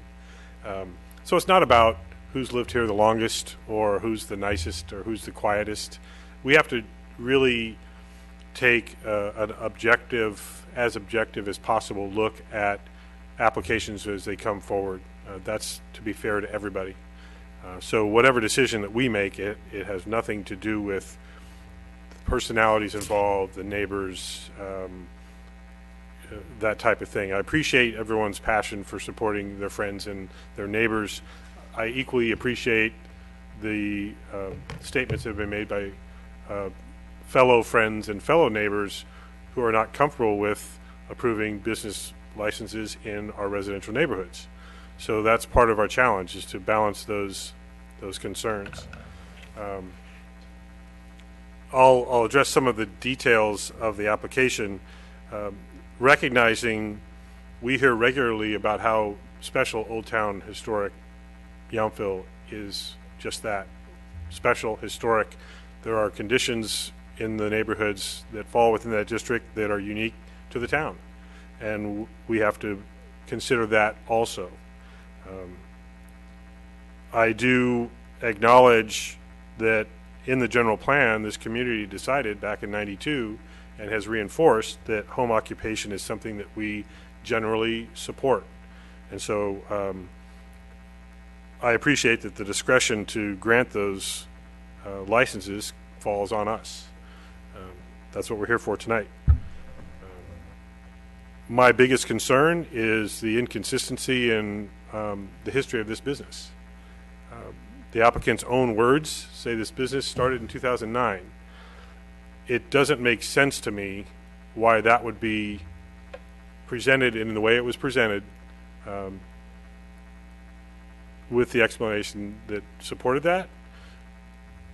Regardless of the intent, whether that was an intended or unintended statement of when the business operated, it appears quite clear to me, based on specific data, that the business at least started 2 years ago, if not longer, without a business permit, which is an illegal business in a residential neighborhood in Old Town Historic. I'm not comfortable with that. It could have happened unintentionally, out of the goodwill to support friends and neighbors, as the applicants stated. But ignorance of the law doesn't forgive violating it. And so I would be concerned about making sure that if we approve this, that there is actual compliance with the conditions. And previous council statements, I think, shared some of that concern. If I'm considering approving this permit, I would absolutely require a 6-month review, whether it's 8 months, 6 months. I would require a review of the impacts. There's some anecdotal evidence of the impacts, ironically, because the businesses have been operating without a permit, and people are saying they're not seeing the impacts. Well, you can understand kind of the irony in that.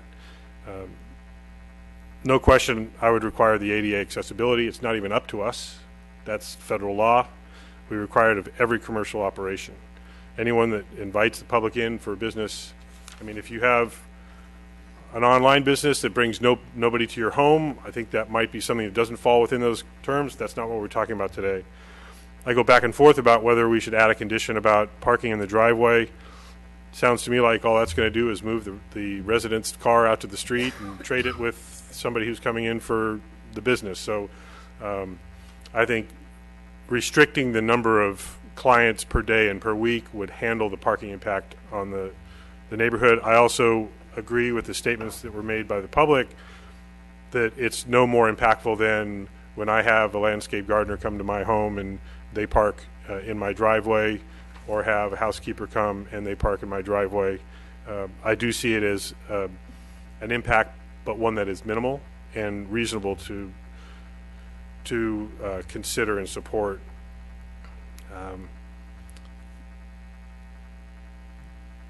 I do agree also, Councilmember Durham, asking for either a monthly or quarterly business accounting, however that can be achieved, to ensure that if we approve these conditions that they are complied with.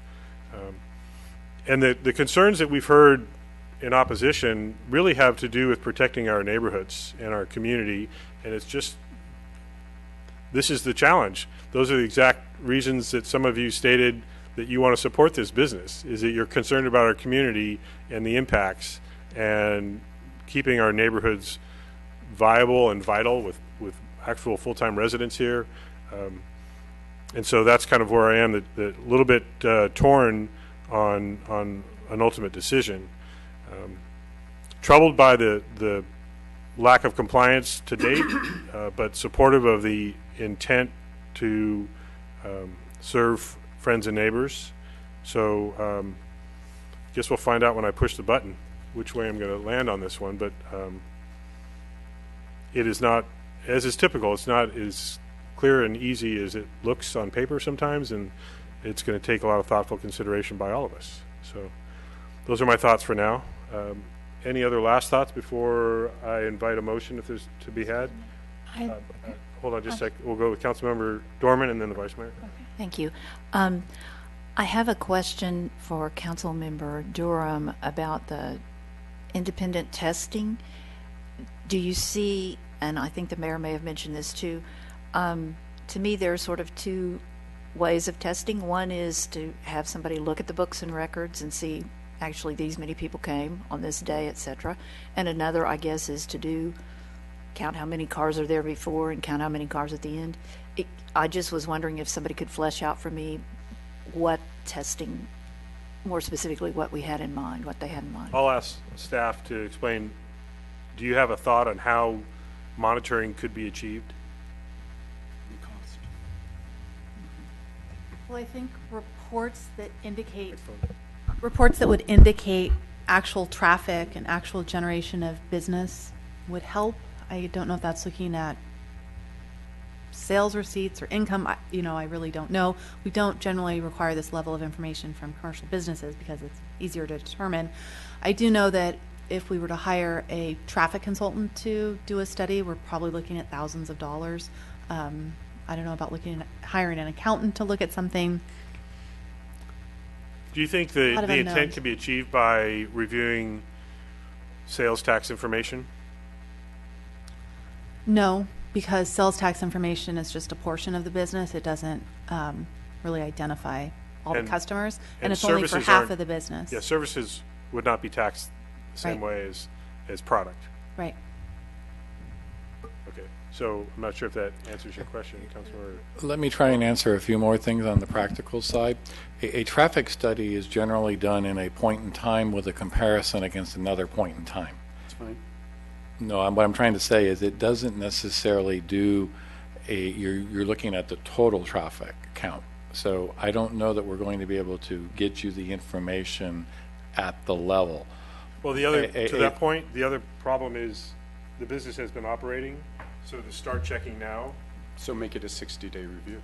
But I'm saying if the impact is already existing and now it would continue to exist, but with a legal permit, that would be the difference. And I don't mean to beat parking down, but it will come up. We have all been in this community long enough to know that parking will come up no matter what is stated today. I think what I would encourage the council to do would be that the traffic study is going to be, the way I'm hearing it, I think we're going to have some problems delivering it and the cost for it. What might be a more incremental step is to have an ongoing 6-month evaluation, not just a one-time. And that way we're able to monitor, and if we start from a staff observation in terms of monitoring the periodic site, I mean, we can extend it, if you will, and I guess this might be a new condition that we would need to add, would be to our employee parking management plan. As you know, there's an annual requirement that those businesses register so that we're able to pay for the parking management. Then we could include that in our periodic route when we're monitoring and do some stuff. But if we were able to look at some type of a log with the periodic visual review of the site at various different locations, that would give staff, I think, some basis to understand impact. That's going to be hard. Observing the cars on the street has been a huge challenge for us, and the employee parking management program helps because they're hanging placards in each of the vehicles, and we use that as an indicator. When they're not using them, we have trouble identifying if it's an employee or who. So we'd be really, I want to allow us to have options, but that's going to be hard for us. Well, the other challenge is you're talking about a business that would be bringing clients in on a sporadic or much less infrequent time than an employee that would be working potentially 5 days a week. You could easily monitor those people when you're coming in once a month or every 2 weeks or even every week. Yeah. How do you count that? Yeah, you just identified something. It's the pattern that we notice with the employee parking management program, which I don't think we'll see here. Right. And that's why I would suggest that ongoing 6-month review based on feedback and some of our observations, along with some type of a activity report by the applicant, at least gives us some basis to evaluate and review and meet with the applicant if we have questions. Right. Vice Mayor? Well, that's what I was going to ask, if there was some sort of a log where they can check people in when they come for a service, and then they could, periodically let you look at that log, and then you could see what the comings and goings were. Would that suffice? No, for me, no. Well, that's self-reporting. It's not For me, no. Whether That's it's sufficing self-reporting. staff, it needs to satisfy the concerns by the council. Right. So would you consider it legitimate to have a calendar of client schedule that's included in some kind of monthly or quarterly report that says these? Now, of course, it still falls on the discretion of the applicant to be truthful about that. This number of appointments were scheduled, so this is how many people visited under the 13 maximum for the week, under the 3 maximum for the day, whatever it is. And if you can extrapolate how many cars, if every single person that was a client drove the car, and we know that we have testimony that not everyone's driving there. Right. I mean, do you feel like that might get closer to something that's I think it's the most realistic. So I think to at least get started, we have to rely on self-reporting. And as part of that, we can identify if it's by foot or by vehicle. And as you say, we heard tonight, so many of the clients are by foot. So we can start to get an indication of what the business is really about through those details. And I think that could help. So, Councilmember Durham, I know this is a point that you brought up. You're hearing this conversation. Does it change your position on the reporting component, or do you have more thoughts on that? I still don't think it doesn't work for self-reporting for me. So some type of yet to be defined third party. At the expense of the applicant. If they're going to put this out there, then they can assure us that it's going to be done properly and that it meets all of these requirements and these conditions. Okay. Further discussion by the council. Who else would like? Yeah, Councilmember Dorman. Thank you. On this reporting, testing, whatever we're going to call it, before I was on council, I think there was an issue with one of our larger businesses in town where it was known that there was noncompliance, and the applicant came to the council as then constituted, and something this onerous was not, to my recollection, put on them on a go-forward basis. I think maybe the policy we're really looking at up here is, are we trying to, and I think Sandra said at the very beginning, one of the purposes is to facilitate businesses that have no impact on the neighborhood, but still protect the neighborhoods, especially with respect to parking. So I'm just wondering if maybe it would be a compromise to allow the self-reporting for 6 months or 4 months or 3 months and see what staff says. Let staff walk by there. I also like the town manager's idea of, as a supplement to this, as ongoing reporting. Let's say, look, you're asking for something that, although we have room for it under our zoning, it is unusual. So for the first 18 months, we're going to do 6-month reviews. So I'm just trying to see if there's some compromise available on that. Thank you. Further discussion? Councilmember Mueller? So for the reviews, don't we usually charge the applicant for those? Isn't there a fee for that? So if every 6 months? There's a use permit monitoring fee that's geared toward businesses. It's about $550. I think there's a lower fee in the range of $200 for commercial displays outside. We don't have really anything for home occupation, but we could determine what's reasonable. But that's the cost of doing business in Right. Yountville, whether you're home occupied or a hotel. So that'd be $1,500 if you did every 6 months for 18 months. Okay, just checking our numbers. Any other discussion? Is there a motion to be offered? Just on one this one application? clarification. The conditional use permit monitoring fee is an annual fee. So you have discretion at the level of frequency, but it is only an annual fee. So if it's a 6-month or a 12-month, it's the same fee. So if it's a 6-month review, that applicant or the business owner would be paying that fee twice. No, No, it's that's covered why for I'm trying to say it's multiple reviews would be falling under that one. Okay. And Vice Mayor? I have a question. So for a home occupation, that fee has not been determined. Is that correct? It's not, you were saying there was a different fee for,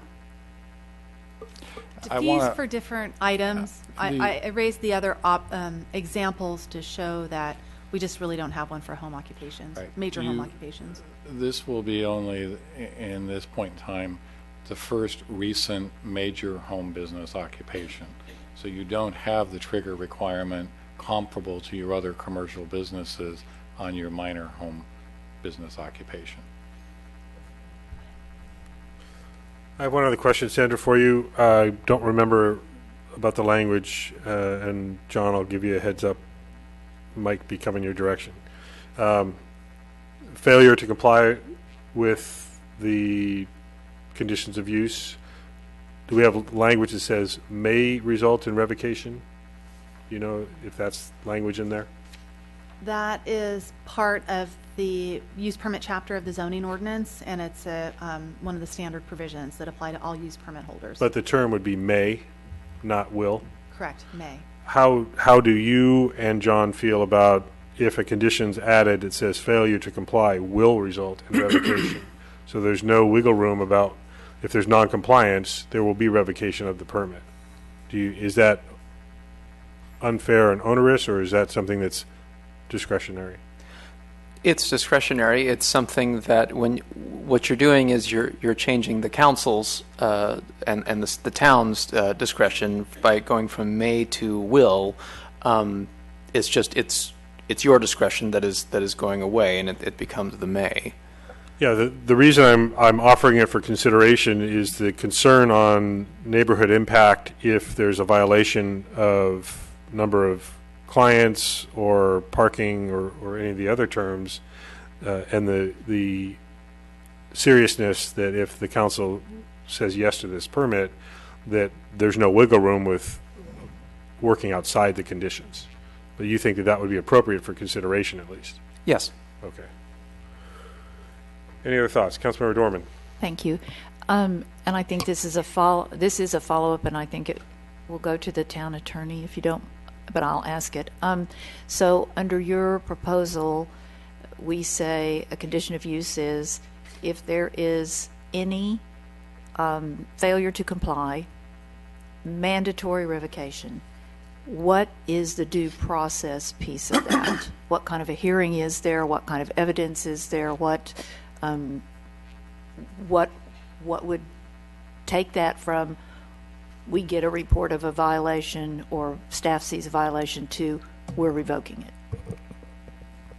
Yeah, there's an administrative hearing process. Off the top of my head, I'm sure it involves minimum due process, right? There's notice, there's a chance to be heard, evidence presented before the council would, before the town would make that decision.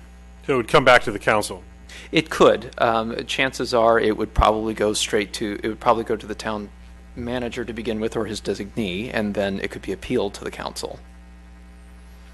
You agree, Steve? Yeah. Okay. Does that satisfy your question? Okay. So that's an appeal process, is that it what I'm would hearing? already exist as such. There is. Your ordinances have a very detailed appeal process because any action that the manager takes, there is a whole appeal process or a staff that comes through to the council. So whether or not we say a mandatory revocation or may be revoked, there is the appeal process. Well, what would happen there is the council, depending on the ultimate arbitration, would be making that determination. But yes is the answer. And what my consideration does is it kind of changes the burden of proof that if there is factual evidence presented that there's been noncompliance, both the town and the business owner know that will result in revocation. It will need to be proved that that data was incorrect to not revocate, as opposed to if there is a claim of noncompliance, we would have to prove the noncompliance. Is that accurate? I'm going to say it's slightly Let me get John first and then Steve on this one. I don't know that the burden of proof would be different, Mayor. I think because the underlying question is just, was there a violation? Mm-hmm. And the burden of proof on that question is the same whether the consequence is a may or a will. And so once the burden is met, it's about what happens after the burden is met. And it may not be necessary to change the language that's already stated, so Correct. That's fine. And to clarify, in a typical case, in any what would be a code enforcement or monitoring violation, the town has the responsibility to outline the charges, the information, and all the documents and background material, witnesses, et cetera, to support the case. The burden is on the town to show that a violation has occurred. And I guess the point I'm trying to get to is, and we even have recent evidence of this kind of thing happening, where it's basically put on the town to prove noncompliance, and there's then a fairly lengthy process to go through to prove that noncompliance while the business operates outside its conditions of use. So I'm trying to avoid that if that noncompliance is identified, then the business has to cease operating in the noncompliance. Yeah, but I'm probably going to now let the attorney take a. Unfortunately, we have due process. So until Not you unfortunate. conclude that, I just want to clarify if we have options, Right. and maybe we don't have options, that we need to leave the language as is. That's no, fine. I'm trying to clarify back. Even under the process, whether you change the language, we still have to go through the public process, the due process, before a business or a property owner would be shut down. I mean, I'm just saying there is that due process. We have to go through that. So even if it says automatically, I agree with what the attorney says, is you're giving away a little bit of discretion, because maybe during the hearing process you add additional conditions, penalties, provisions to work with the applicant to resolve the matter, rather than just saying no, because in that case, if staff finds a violation, moves forward, and you have will, then that's the only outcome. If there's a violation, they're out. And there may be other things that you might, as a council, want to consider, if that makes any sense to how I'm. Is it any more appropriate, or just as potentially inappropriate, to say it will result in suspension of the business practice until due process plays out? I would not Same thing recommend that. applies. Okay. All right. I'm scratching this off my notes here. Okay. We have enough to talk about anyway. Yes. So we're off the mandatory? Yes. Yes. Will. Okay. Will. Because those were my follow-up questions. Thank you. So is there a motion to be had on the application that's been presented?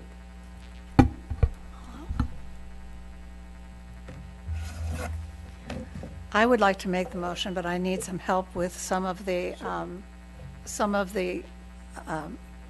provisions that conditions that we have added.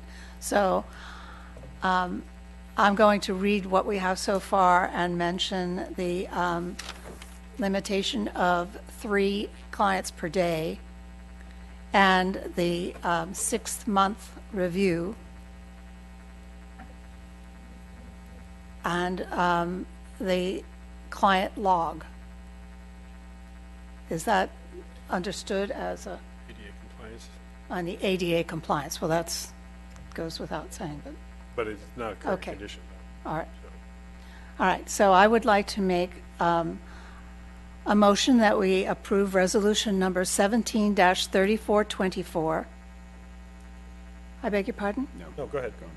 Approving major home occupation use permit for Aware Care, a skincare and hair care studio use located within an existing dwelling, serving an average of 1 to 3 clients, serving up to 3 clients per day, and up to 13 clients per week for the property located at 6887 Jefferson Street, with the following conditions: that the applicant will keep a client log that could be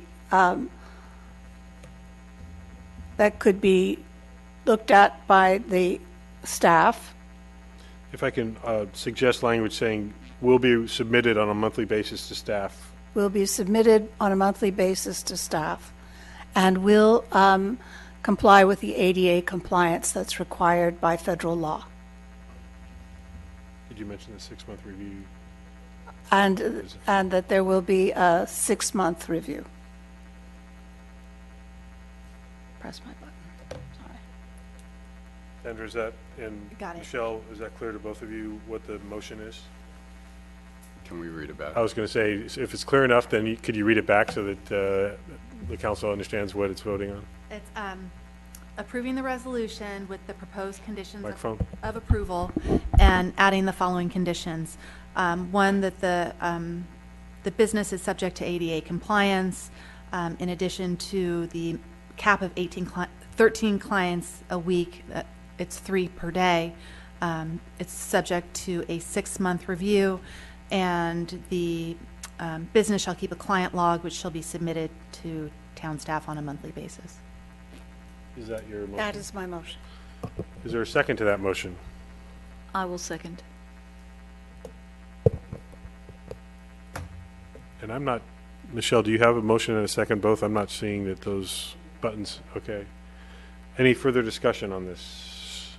Okay, seeing no further discussion, we'll get a voting window here. I do not have it. Do you have it? I haven't. Refresh. I will refresh. Kind of a pivotal There time it in is. this. Okay, so if you could please cast your votes and we'll look at the screen. So that passes 3 votes to 2. Councilmember Dorman, Vice Mayor, and myself voting yes, and Councilmembers Mueller and Durham voting no. So that does pass with a 3-2 vote with the additional conditions as presented in the motion. So thank you all for the discussion tonight and council's deliberation. This is kind of how it's supposed to work. And good luck to you with your business. So thank you all very much. We have more business. I know that most of you are here for this item, so if you could please head out. We're still in our meeting, so if you have a question, you could follow up with staff tomorrow, possibly. We need to just kind of keep moving, unless there's a very specific, quick question that... Okay. All right, a suggestion. We can handle a suggestion after. We've already taken care of the action, and you can share that with our staff. But thank you.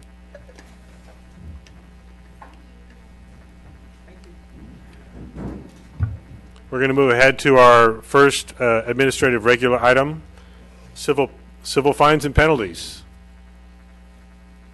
And from whom are we getting this report? We are getting it from... Gary's not here. Right, sorry about that.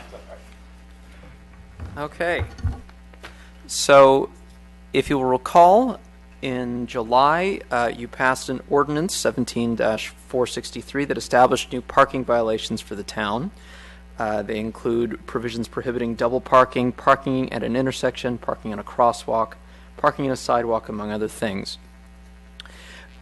What is proposed today is a resolution that would adopt an actual schedule of fines associated with the things you have prohibited in July. The other background on this is that under state law, local jurisdictions are directed to the extent possible, coordinate the amount of fines with other surrounding jurisdictions, so that a fine in Yountville is not different from a fine in unincorporated Napa County. To that end, staff has tracked the fines associated with these violations in Napa County to apply the same fine for the same violation in the town of Yountville. That is a very quick and dirty summary of it. I don't know if you had any other questions about, but this is the actual schedule of fees for associated with the violations you adopted. We've already taken the action. Yes, sir. Right. Thank you. Any questions of the staff report? I have a question. I don't know if Councilmember anybody Mueller. can answer it or not, but so let's say we approve all these this evening and we get these monies. Does anything come to Yountville? I think it's really important for our residents to know if we get all of it or virtually none of it, or because those always, how many times have we all heard you're doing this for the money? So do we? Steve? We get virtually none of it. That's most my of it goes to the research state. too. Thank you. The benefit, ma'am, I think, maybe to get to your question, is that it does ease enforcement. And so maybe the money isn't coming straight to the town, but the sheriff's deputy will have a much easier job. It can happen administratively as opposed to more onerous things that happened before. No, I just want to make sure that, Sure. we're not doing this so Yountville's trying to make even more money. We're really trying to do this so that we have an orderly community. Yes, ma'am. It's a mechanism to enforce what we have already put on the books. Is a deterrent because, as you've seen in many of our presentations, we actually use about a 2/3.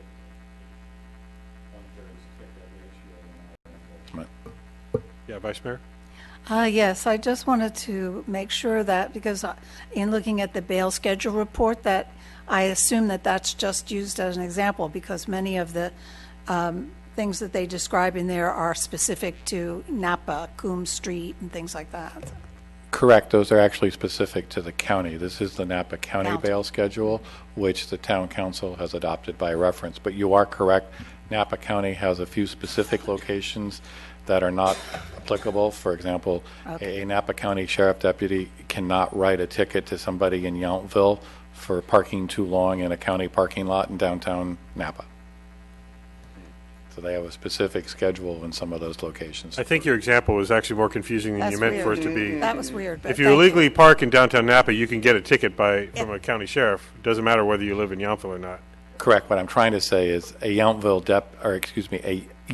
assigned sheriff deputy in Yountville cannot use a ticket classification for that parking lot violation in Yountville. So maybe that's clearer? No, that's okay. Anyway, That's okay. I was just making reference to the fact that this is a guide. Thank you. Yeah, there are some citation numbers that will not apply in Yountville. Correct. Okay. That's what, all right. I think that's what Thank we were you. getting at. Thank you. Any Mayor. other questions, staff report? Any members of the public? I bet not. Is there a motion to be had on this item? You want further discussion, Vice Mayor? No, Okay. no, I was just noting that there was a motion, I can tell.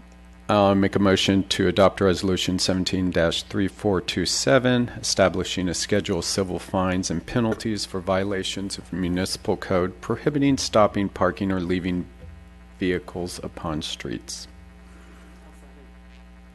There's a motion and a second. All in favor?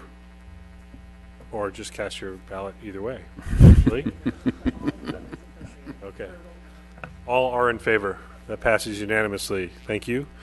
Next up, legislative support letter for ACR 67 legislation.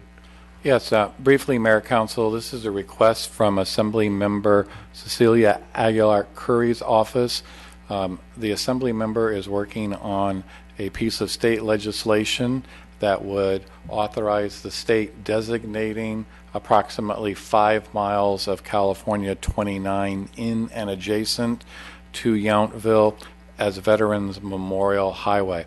Now, I just point out, this is the Assembly member has asked for your consideration.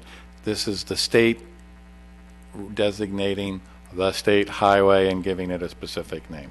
It is not necessarily an action that this town council is taking. The action that you're taking is authorizing the mayor to send the support letter, and there's a draft of the support letter in your packet, and I provided a little bit of a brief overview as to the state goes through designating named highways for a variety of reasons, so it's a fairly normal course of action. This is basically, I already agreed with the Assembly member to write a letter. I wanted to be able to have the entire council support that letter rather than having it just come from me, which is why because of our protocols, we need to have that discussion to have me sign on behalf of all of us. The only hesitation was several years ago when this first came up, there was a concern that property owners along Highway 29 would then have to change their address. That is not the case. This is a more ceremonial designation. It does not change State Highway 29 as the principal and legal name. So this is really ceremonial. There will be designations of signage on the highway, similar to what you see with memorial bridges and other areas. So that's the consideration we have. And the exact language will still be tweaked slightly, but this is generally the message right here as presented.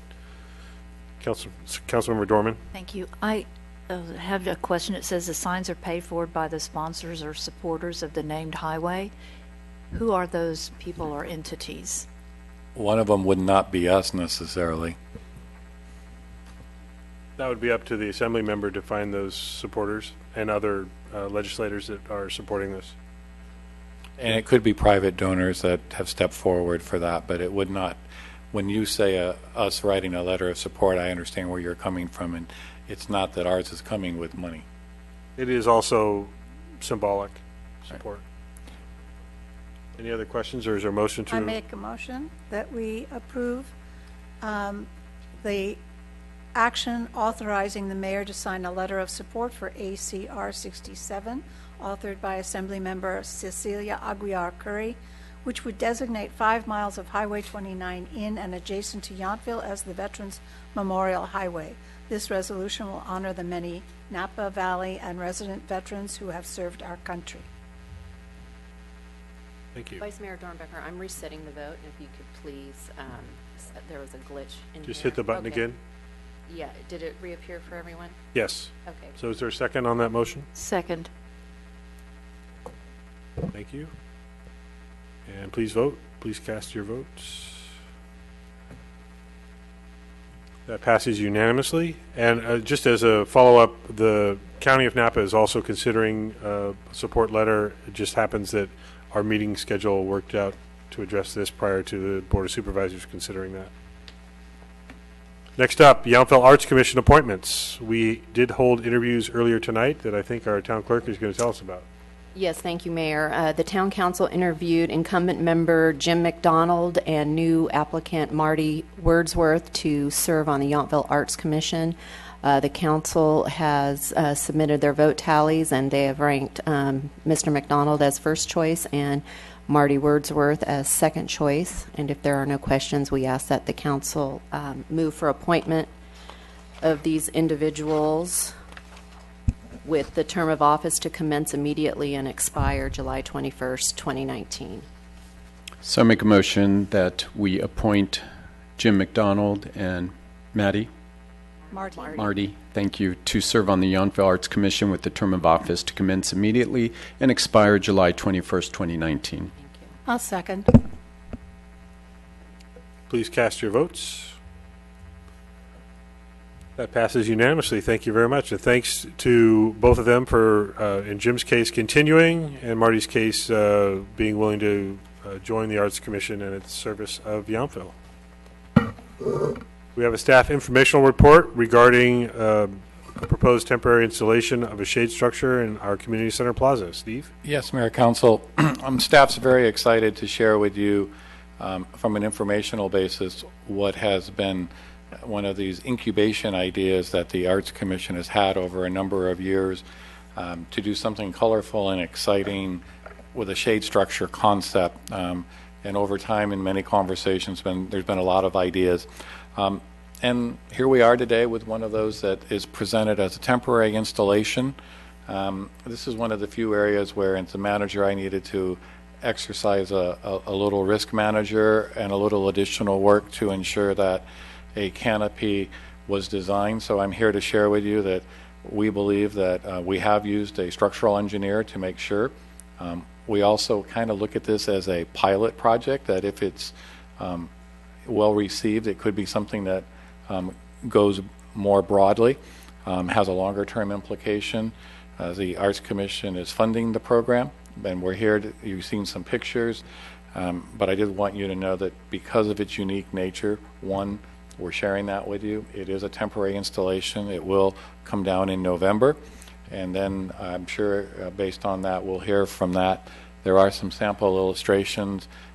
They happen to be upside down, I think. I have. The first one. First two. I'm. Let's just be clear on, they are upside down, right? I'm going to trust you when you say you're looking at it. 'Cause we we see- were attempting to get the model back. What those are, unfortunately, is they are cell phone pictures of a scale model that the artist made. So it does not capture as well No, that's as you definitely would upside see. down. Well, it's But I upside do down. I will assure you that, again, we've looked at it from a technical. We have had a structural engineer ensure that we have the appropriate strength and some additional guidelines to ensure that it's appropriate. Can you explain all these wooden pegs in the picture? Do they exist? Are they attaching to current? I'm looking at the top view because that's the only one that's not upside down.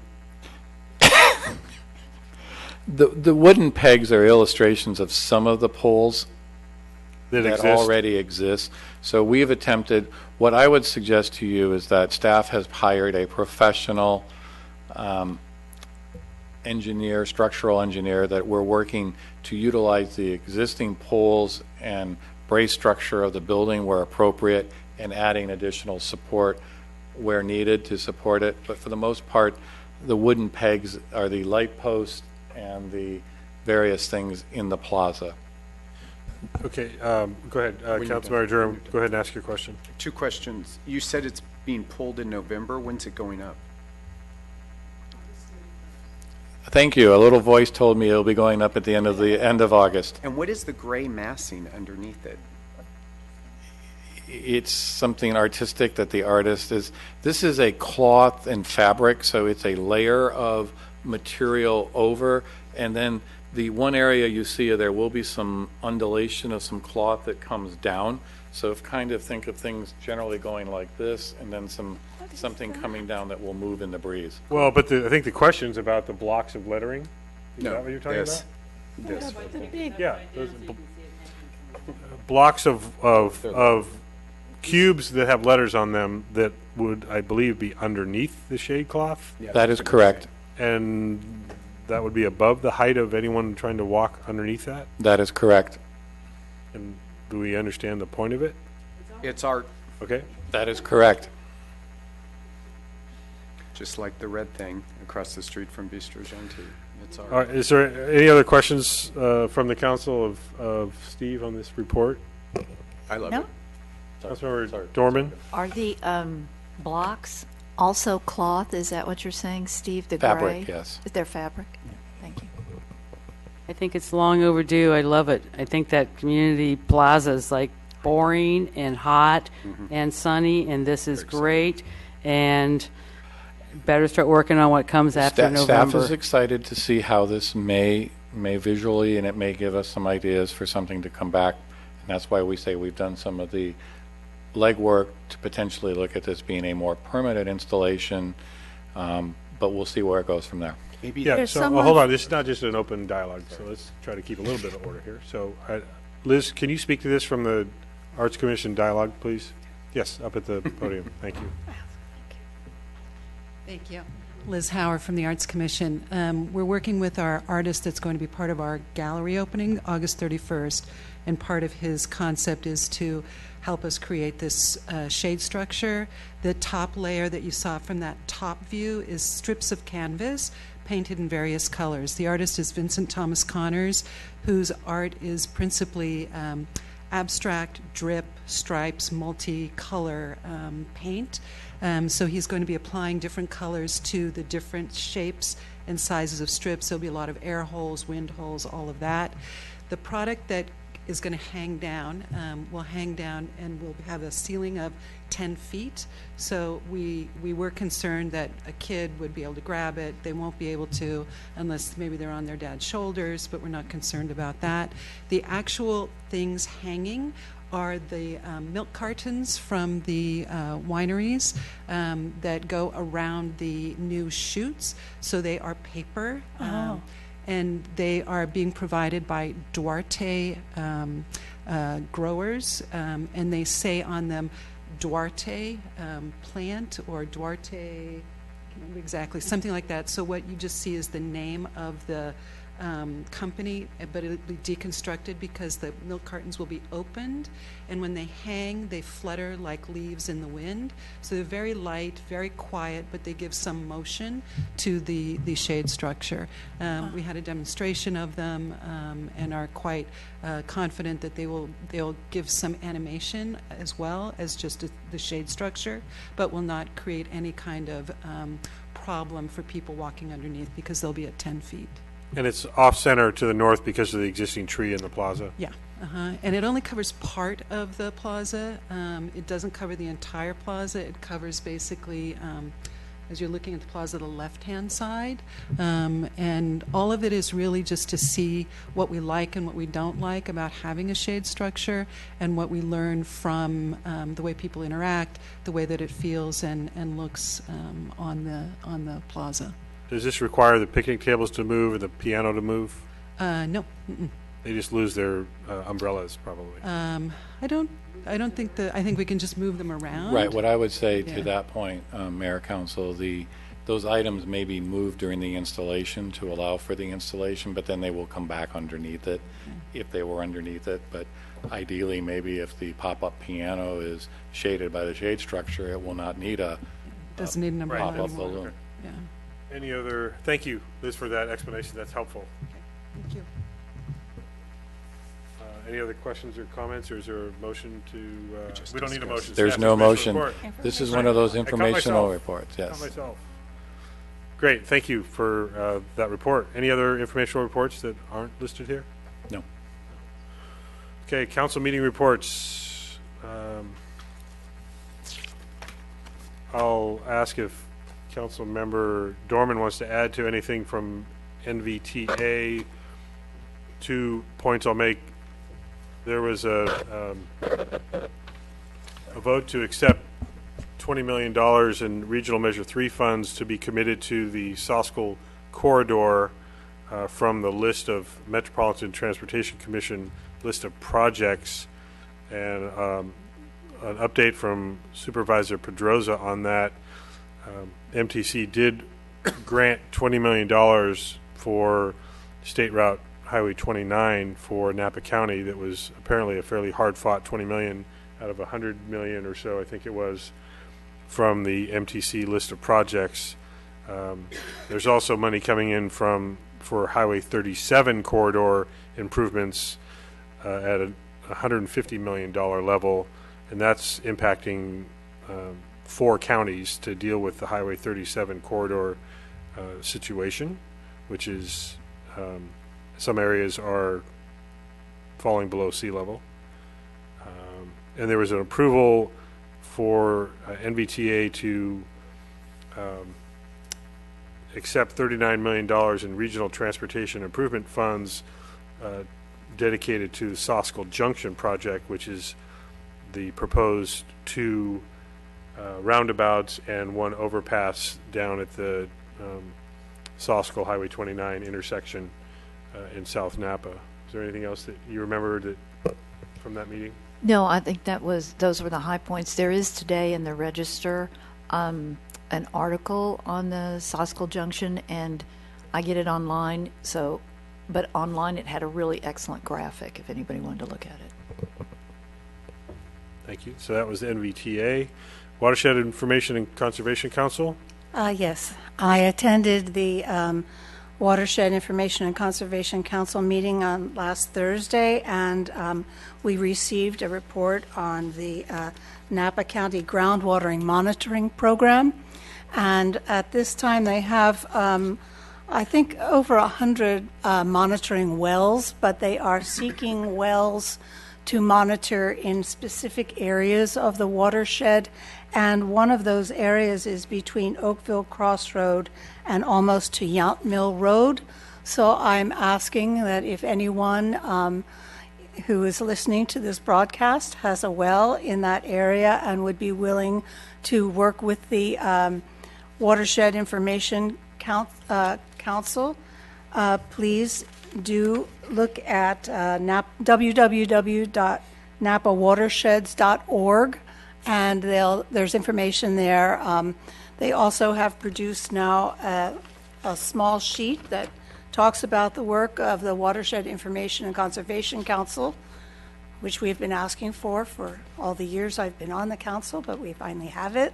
So there is information on the website, and I don't know whether these handouts are ready to be handed out, but I will find out.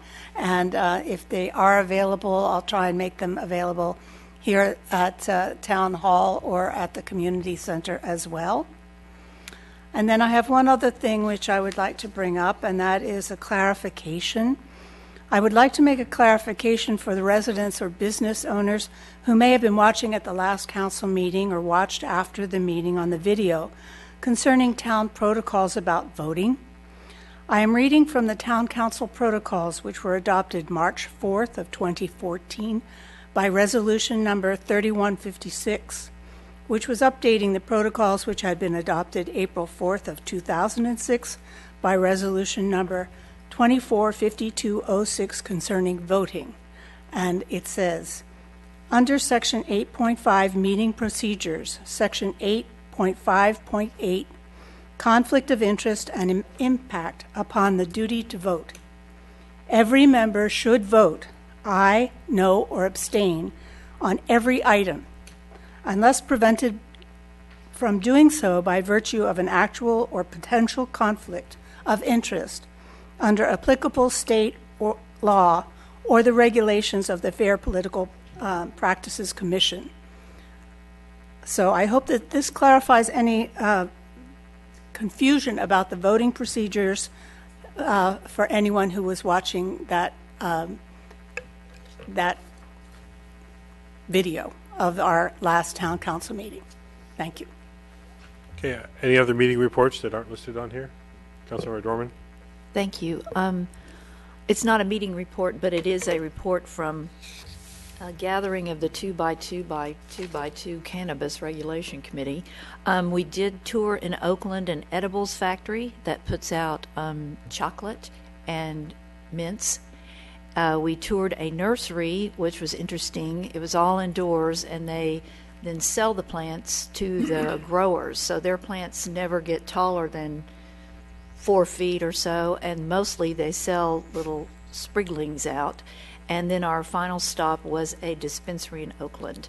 And this week, unaffiliated with that, but dovetailing with it, there is going to be, through the North Bay League of California Cities, there's going to be a tour of a dispensary in Vallejo, and the actual Cannabis Regulation Committee is planning to meet again at the end of August.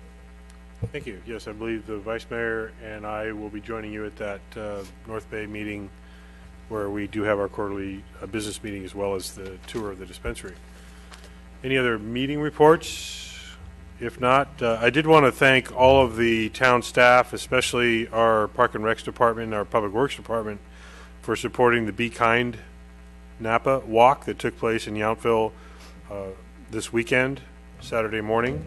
It was very well attended and very well organized, and I wanted to follow that up since we did just present a proclamation on our behalf to Ruby and Tallulah Finkelstein, who organized the walk. Also, a reminder of the popular Music in the Park series continues this Sunday, August 6th, between 5 and 7 in the Veterans Memorial Park, where we will have free music and a food truck available for folks to come out and enjoy the beautiful park in the amphitheater.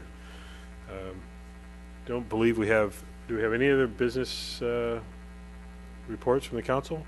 No. Seeing no others, John, thank you very much for being with us this evening. We got you a little bit engaged. You didn't have to just sit here quietly. It's always a pleasure. Thank you. And I see we have no closed session tonight, so I'll entertain a motion to adjourn to our next regular meeting, which, because we previously approved no meeting on first week of September, our next meeting will be regularly scheduled for September 19th. So if there's a motion.